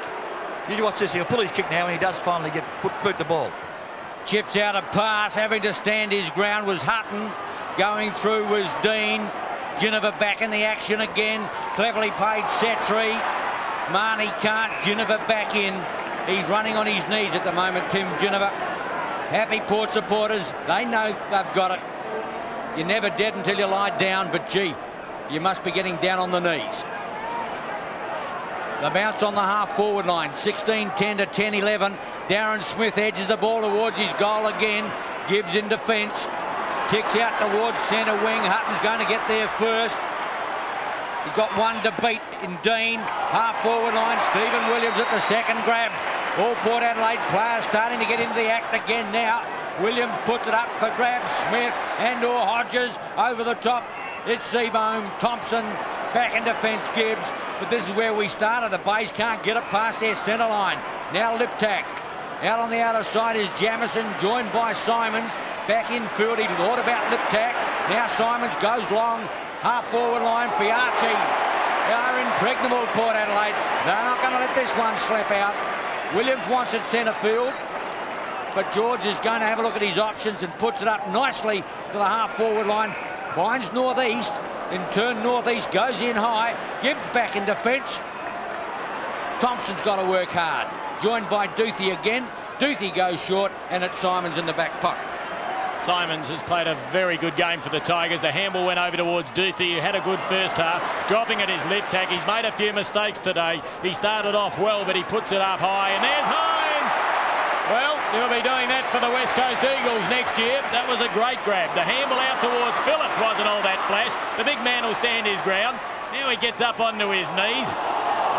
But he's kept the ball in the area. It wasn't pretty football. In fact, they've lost it. Bartlett to an unprotected goal. The ball bounces back towards Mansell. He can't control it. Harris in there. They're fighting hard. Harris is trying to concede the point. Back there is Hines. Good Shepherd applied. I think it could have been Foster. No, that's Foster there. In fact, the player before was Rosonico, and Foster will clear to the outer side. Christie gets back there and takes the mark. Plays on with nothing. In fact, he went without the football, and that is the story of the day. Indecision by Glenelg. That is a great mark by Ross Gibbs, who is off. Plays on with a handball out wide towards Thompson. Thompson on the half-back line. Gee, the Bay getting forced into errors by the Magpies. Too good on the day, 16-10 to 10-11. Melican's back on. Mansell has gone off. The Tigers bringing on a big man. His co-ruckman there, Christie, in the action. Abernethy over the top. Seabohm can't raise the gallop. This man can. Gibbs. High to the half-forward line. Fiarchi in there, pushing the back. Free kick to the Tigers. Murphy puts it up now for Melican. The big fellow's got a lumber to meet this one. Caught on his wrong foot. Fidge! And he's got it. And the umpire will have to pay that one. Very close to 50 metres as well, I would think. But Fidge has got it. He's only 25, 30 metres out. And the Bays, to say they need goals is the understatement of the century. 8th kick to Fidge. He's already booted 4. He missed the last one from a set shot, which stunned most people, and this is not the easiest kick in the world from this right forward pocket. Fidge floats that one through. He's got 5, the Bays 11. Good effort by any player to kick 5 goals in a grand final. Nonetheless, John Fidge wouldn't be happy with the total contribution of his game today. He's missed a couple of easy ones. On this occasion, though, it was made easy for him by Melican, a natural left footer. Gave a right foot pass across to Fidge. Definitely a mark in my opinion. Ben Harris came very late, knocked it to the ground. Could have been pinched 50 metres. Didn't make much difference. Fidge split the centre. His 5th goal and Glenelg's 11th. Good effort by John Fidge in a losing battle.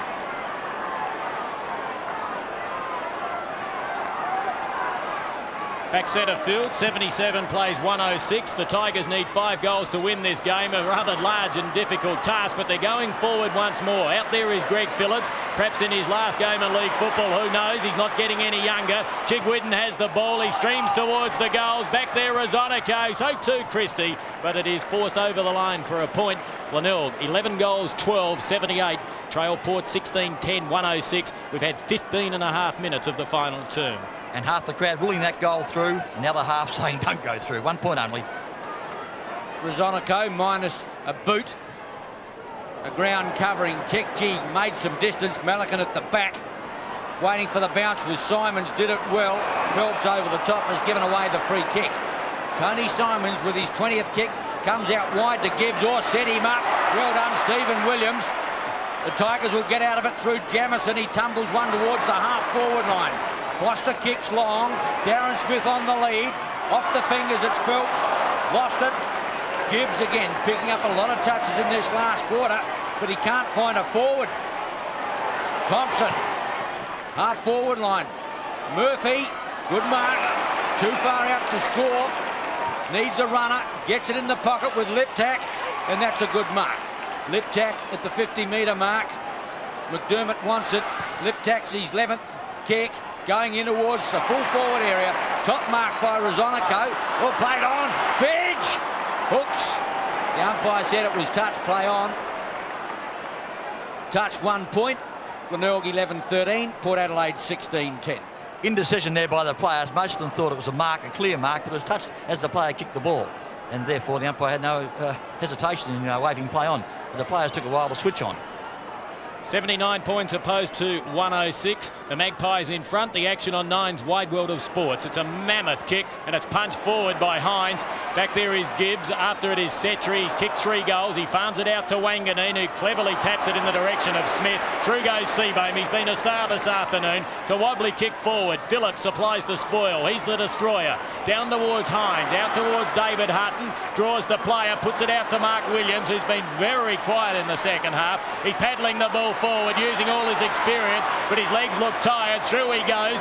His wife gave birth to their first child, and there goes brother Stephen. He went out in sympathy over the boundary line. But Mark Williams, great footballer. The whole Williams family are tremendous sports people. Kim, are you insinuating that's why he's got heavy legs? No, but their first child would certainly be a big occasion in their family and perhaps a little bit disruptive. Agreed. But his first half was very good. He's been a champion player. He captained Collingwood. He played for the Brisbane Bears. He also played for West Adelaide in South Australia, where he started his league football. But really, he's always been a Magpie through and through. As Hutton finds Hodges, who takes it on the 3rd grab. It must be said, you wouldn't see a better pass than that, really. David Hutton had all the aplomb of a veteran. And well, he's a veteran, I guess. He's been playing for a while now on the wing for Port Adelaide, but most players would have blasted away towards goal. Not Hutton. He saw the lead of Hodges and picked him off beautifully. Scott Hodges has 6 goals. He wears number 11. He's taken 11 marks today. He seems to be able to kick goals from almost anywhere. Could this be number 7? No, he starts it to the left. Port Adelaide 107, Glenelg 79 points. I've gone down for six goals, 5 today, Scott Hodges, and I think one may have gone out of bounds on the full also, so he certainly has engineered plenty of shots for goal. Yes, his first kick back after he came with that ankle or knee injury went out on the full. Gibbs goes towards centre wing. Jamison can't. Foster can. Heaves the ball back towards the half-forward line. Stephen Williams made a mess of that. Bow back in defence. Put Simons under pressure. Wanganeen well done. Geneva had the head pulled off. In goes Rosonico. Setri fighting for the ball. Williams there as well. And the umpire will come and ball it up. Phillips down, or Phelps it is, down in the right forward pocket. And there he is, the man who's going to coach Port Adelaide to 3 successive premierships. Twice at Port Adelaide, and only the 4th coach since the war to do so. He's been 2 of them.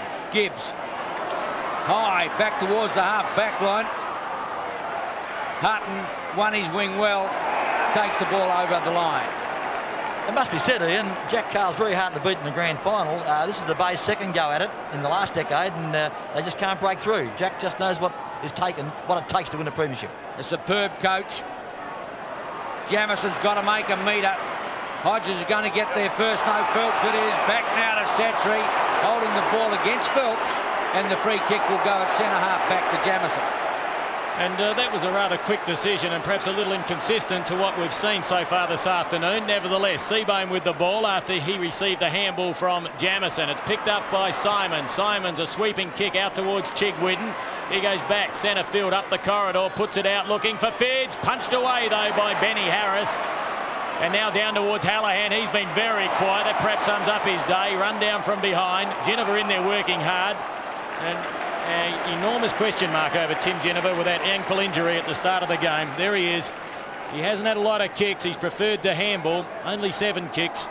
But he's had 14 handballs and he's won 21 possessions throughout the day. And he's been a valuable contributor.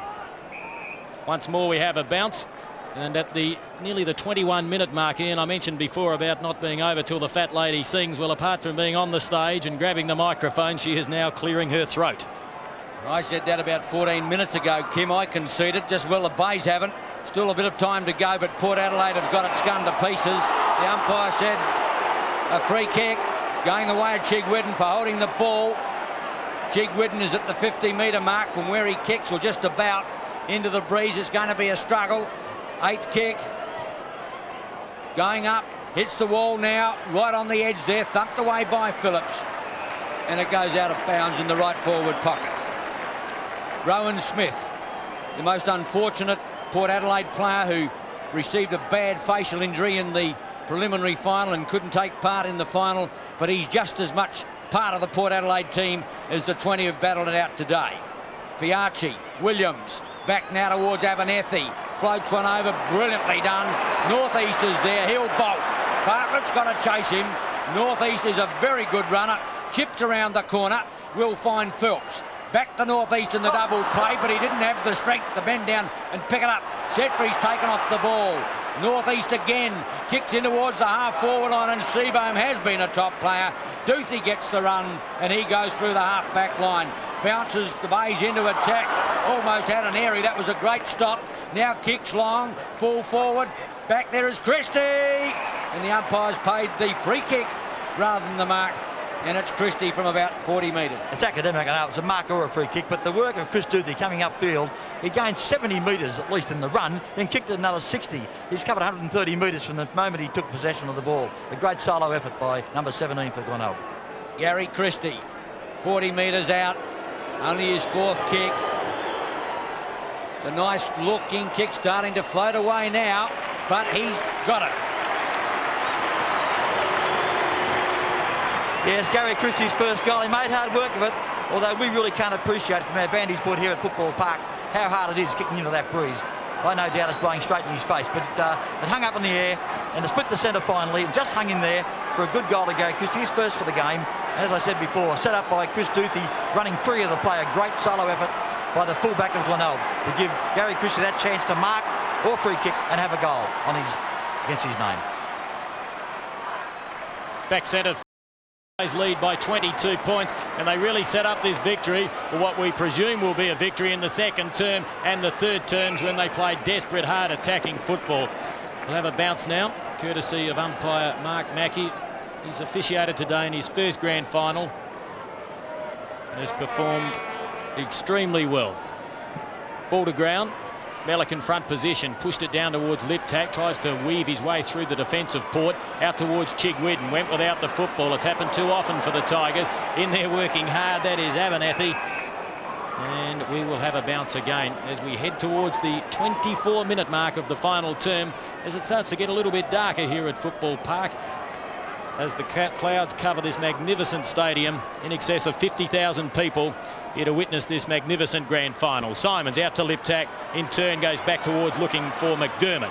It'll get dark early down at Glenelg tonight, Kim, I can tell you. Jamison on the lead is Fidge. Well played, Harris. Oh, but Fidge comes out with a football, hooks around the corner. That could be a goal. Whatever, it's got to be one of each.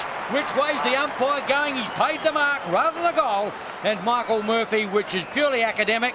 And if he gets this, it is only 3 straight kicks, the difference. Murphy sent round on an angle. It won't really matter. He could play on if he wanted to, but he should not miss from there. An important kick for the Bays. They're still wagging their tail. 3 straight kicks, the difference.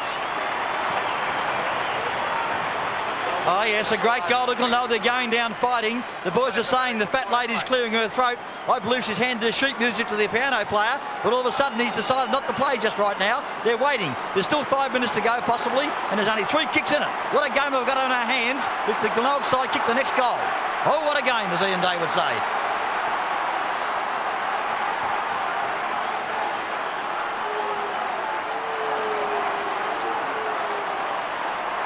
Well, rather incredibly, Glenelg are fighting back. There's only 16 points the difference. We've just hit time on. There's 5 minutes remaining. They need 3 goals to win the game. And, gee, I don't think it can happen. If it did, it would be the biggest comeback of all time. Could fitness make the difference, Kim? The Glenelg side pride themselves on their extra fitness they have over the other teams, in their opinion, that is. Well, they've made no secret of that. They claim they are the fittest side in the South Australian National Football League. We'll soon see. Chigwidden applies the tackle. In there is Bartlett. Soccering it is Marshall. Taking it Hallahan. He goes out wide to Simons. He loves kicking goals. Over towards Marshall. He's caught on the left boot. The ball sits. Murphy read it the better, and he couldn't take it. 15 points the difference. Oh, it's getting interesting out there, I can tell you. The game's starting to hot up. We thought it was dead. The Bays thought otherwise, and just as well they did. At least they're getting a respectable score. 16-11 to 13-14. 26 and a half minutes gone. Comes out now towards Harris. Oh, he flew on his lonesome. Bad play by the Bays. And Hutton is quite prepared to take the ball across the line for a throw-in, and almost went into the Bay bunker. Throw-in on the half-forward right flank. Melican trying to lift. Liptak through, can't get out of that one. Runs into a dead heat, and the umpire will bounce the football. We welcome Sydney through TCN. The score 16-11 to Glenelg 13-14. Their grip now, Port Adelaide, is perilous, only 15 points in it. The Bays just won't lie down. Mark Williams back in defence. Wanganeen, he's dragged off the football. And that's a bad mistake once again by the Tigers. And Wanganeen will get a free kick on the half-back flank. This has been a valiant and desperate fight back by Glenelg, but they'll run out of time. We've had just over 27 minutes. The tackle by Chigwidden. The Bays could ill afford to make an error like that, and they have. So the Tigers trailing by 15 points. Wanganeen with kick number 11. Wanganeen drives it in. Melican fighting for position. Smith intelligently punches the ball on. This is Stephen Williams. He has the football. He has pace. He has Hodges on a lead, but he goes towards goal. He has kicked a point, and that will help their cause. Ross Gibbs will be very quick to bring the ball back into play once the umpire signals 1 point. In fact, I believe a point's better than a goal there. Just keeps the ball that into the ground. Time's run out for the Tigers for sure. Duthie over the top comes Fiarchi. Simon Tregenza puts it up now. Phillips, Hodges over the top. At the back of the pack, it's Gibbs. Now Thompson. Thompson gets the set. Run down. Ball out of play in the left full forward pocket. 28 minutes gone, and the sands of time have run out for the Tigers. 16-12 to 13-14 at the throw-in. Phelps in front. Geneva can't. Liptak tries to raise a gallop. Thompson back now to Lyndon Bowe. Kicks high to the half-back line. Setting himself is Murphy. Strong mark. And he'll take it on the half-back line. He'll have to get it moving in a hurry. Still 3 straight kicks the difference. Almost 29 minutes gone. Murphy goes in short. Will find Jamison. No pressure on Jamison at all as Port Adelaide starts to tire in the closing minutes. Half forward line. Bartlett. Liptak through. One to beat. Chigwin flanked by Christie. Heads to goal. Offline at point, and the thousands of Tiger fans groan in despair as their last big chance is blown at the 30-metre mark. Yes, 29 minutes into the final term, and I think you'll find Paul Rosonico may have touched that ball anyway, but Big Christie didn't have the pace to steady the body as Ben Harris puts the ball out and David Hutton takes it on his chest. He's an unobtrusive type of character, but he's a very good player. He's had 16 kicks this afternoon and played a big part in this victory for the Magpies as the ball is punched over the line. These two sides have met on 3 occasions this season. Glenelg have won 2 of those matches. The biggest margin by 24 points. Round 3 at Football Park that took place. But the Magpies, they are a tenacious outfit. As the siren sounds, Glenelg have gone down. The Magpies victorious. Port Adelaide 16-12, 108. Glenelg 13-15, 93. You've enjoyed it. You've really loved it, mate. 3 in a row, that's tremendous. This is the best ever. The best ever, Brian. 7 out of 12 seasons, you must be proud. I am emotional. You had a lot of gaps to fill today, mate. Yes. And you did it well, a lot of injuries. Yeah, we did our homework well during the week, putting Abba there, Mark Williams on McDermott, Abba on Marshall, and tremendous courage because we lost 2 players early, but Port Adelaide. Great, go and enjoy it, mate. Port Adelaide has been creating records for decades. Well, they've gone into the record book again. They've won the 1990 title as the best team in South Australia. Thoroughly deserved. Bruce Webber, the Port Adelaide chairman, who's come under enormous flack and pressure in recent months. It's possibly now been all worth it, but as I said, Port Adelaide are in the record books again as the team to win the last grand final in the South Australian National Football League as we've known it since about 1997. And it's been a great win, Graham Campbell, and no one can take anything away from the Magpies. They had every obstacle in the world thrown in front of them, but once again they came up trumps. Remarkable performance. And I really thought when Scott Hodges, their champion full forward, went down for the count in the second quarter, it appeared to me he wouldn't come back into the game. Therefore, I thought at half-time, perhaps Glenelg were favourites to win the match, but not to be deterred. Port Adelaide came out again with Hodges part of their lineup, and not only did he contribute, he broke the long-standing record by Rick Davies, held since 1983, of 151 goals in a league season. Great effort. When the chips are down, Port Adelaide, Kim, really do take some beating, don't they? Oh, there's no question of that, Graham. They've won their 30th premiership. They are a magnificent side. Let's go back down to Brian Cunningham once more. David Hutton, congratulations. I'm butting into your end-of-match celebrations, but this is enormous, isn't it? Oh, it's great. 3 in a row, sort of something I've dreamed of, you know, and it's too good to explain in words, I think. It was never easy, though. It was a hard game. Oh, it was. They were always at us, even the last 10 minutes there, but we steadied and, you know, did all the right things, and it's just great to win the last one like this. And you showed a lot of poise in the last quarter. Those passes were perfection. Yeah, well, you know, you got to try and get him in there to Scotty, and he finished off. And I think he got the record, did he? He surely did. Yeah, no, it's great. Tremendous effort, Dave. Go and enjoy it. Thanks, mate. Thanks very much, Brian. A very happy Channel 9 commentator, also a past Port Adelaide champion. And there is the final score, 13-15 to Port Adelaide 16-12, as we farewell our Sydney viewers. We thank them for their company this afternoon. I was saying before, Ian, Port Adelaide, they are a magnificent club. They play with a spirit and a passion and a desire that's perhaps void in a lot of other clubs in South Australia. Well, here's Lee Wicker, the general manager of the South Australian National Football League, is about to start the grand final celebrations and the presentation of the cup. To make the official presentation and conclude season 1990, the President of the South Australian National Football League, Mr. Max Bashir.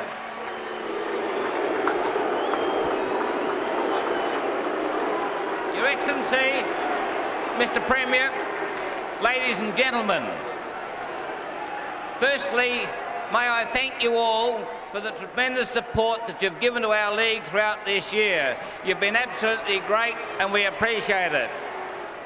I want to thank all of the clubs for their involvement during the year, and particularly the teams that paid off in the final 5. But I think you'll all agree that these 2 teams that played today were worthy of the honour of playing off for the grand final because they've been outstanding throughout the year. I want to congratulate the Glenelg Football Club on their performance today. They played the game out right to the end and they ought to be congratulated. But there can be no doubt that the best team on the ground today was the Port Adelaide Football Club, and I congratulate them.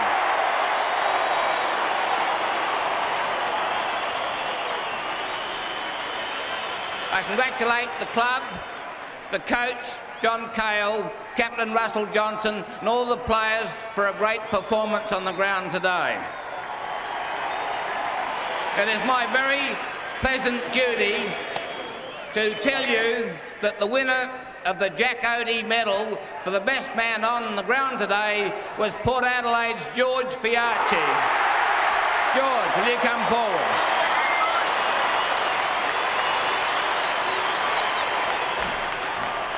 I think you'll all agree that George thoroughly deserved the honour, and we congratulate him. Well done.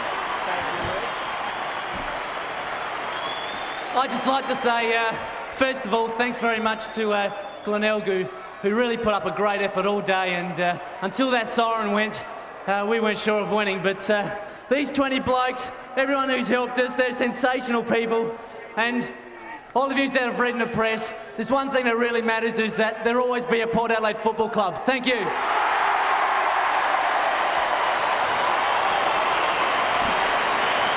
And now, with your cooperation, I'd like to present the Premiership medallions to the Port Adelaide Football Club. First player to come forward is number 2, Tim Genevieve.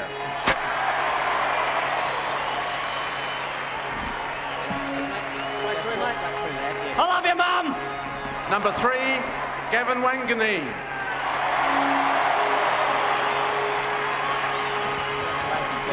Number 4, George Fiarchi.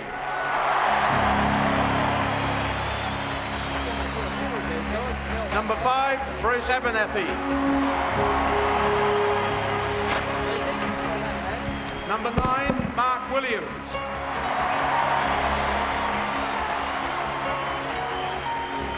Number 10, Stephen Williams.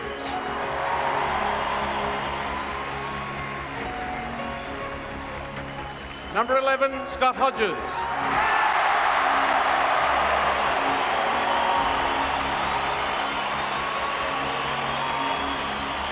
Number 12, Simon Tregenza.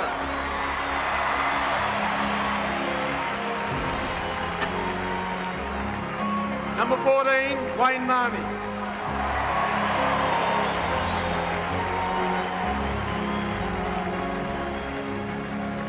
Number 15, David Hines.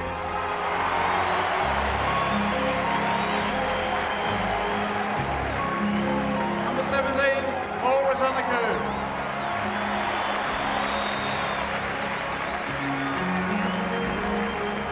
Number 19, Adrian Petrie.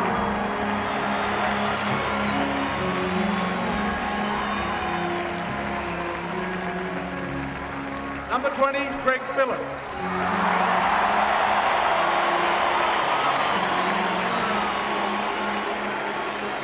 Number 25, Jeff Phelps.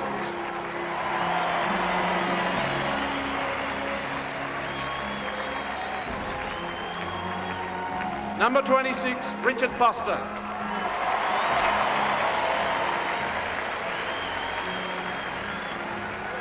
Number 27, David Hutton.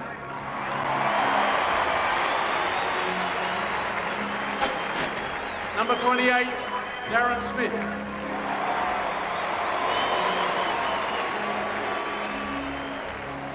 Number 29, Ben Harris.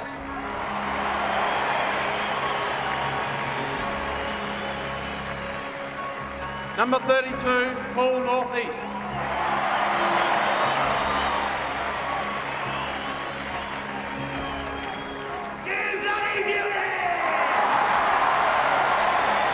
The captain of the Port Adelaide Football Club 1990 Premiers, Russell Johnson.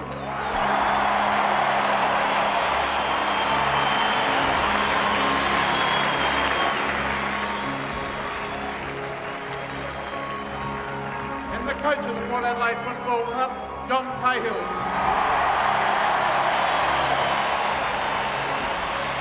Rowan Brownie, up there, Rowan, come on, Rowan. It is now my very great pleasure to present to the Port Adelaide Football Club the Thomas Seymour Hill Cup for the Premiership of 1990. Port Adelaide.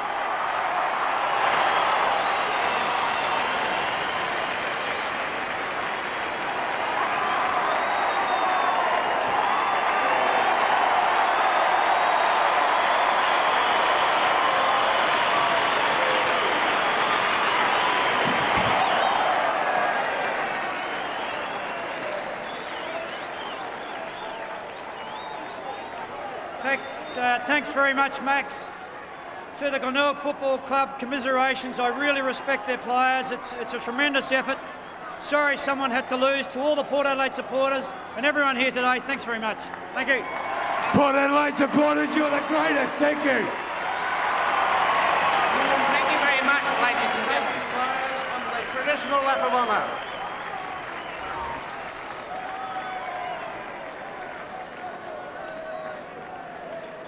As you can see, there are a great deal of very happy men down on the oval as they perform their lap of honour, and they have every reason to be. It appears to be a blood-splattered jumper on Scott Hodges, but it's been a magnificent effort. Just repeating those scores: Glenelg 13-15, 93, Port Adelaide 16 goals, 12, 108. And I mentioned to you before, Ian, that the Port Adelaide Football Club, they play with a passion, a desire that is perhaps not as evident in a lot of other clubs in South Australia. Couldn't agree more, Kim. Also, as I said earlier, I think Port Adelaide was fighting crusade. Now, whilst it didn't affect the players perhaps, but they knew that they had to win for the Port Adelaide Football Club. But what a great effort it was to John Cahill. That is the second time at Port Adelaide that he has coached 3 premierships in a row, and he's a very happy man. So stay with us. We'll be back with more football right after this break.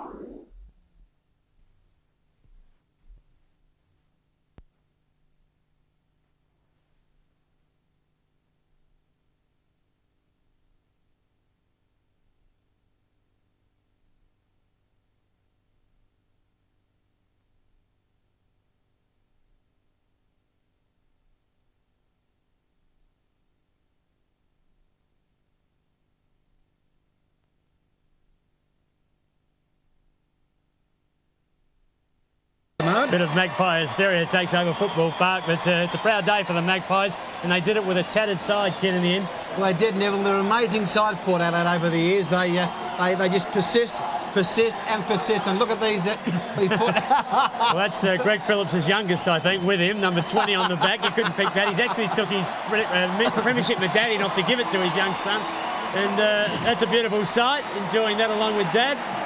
In fact, that's his daughter. I'll get it right. Rowan Smith, of course, who was unable to play in the grand final because of a broken jaw. And that's good to see the Port Adelaide players helping a teammate, and no doubt he would have been disappointed not being a part of the great victory today. Well, it's a shattering feeling. He's had the experience of playing in grand finals, so he, better than most people, know exactly what he's missing today, and that's something he's got to live with privately. Also, I guess we go out to David Brown, who did that hamstring in the last few seconds of last week's preliminary final. He too missed today's match.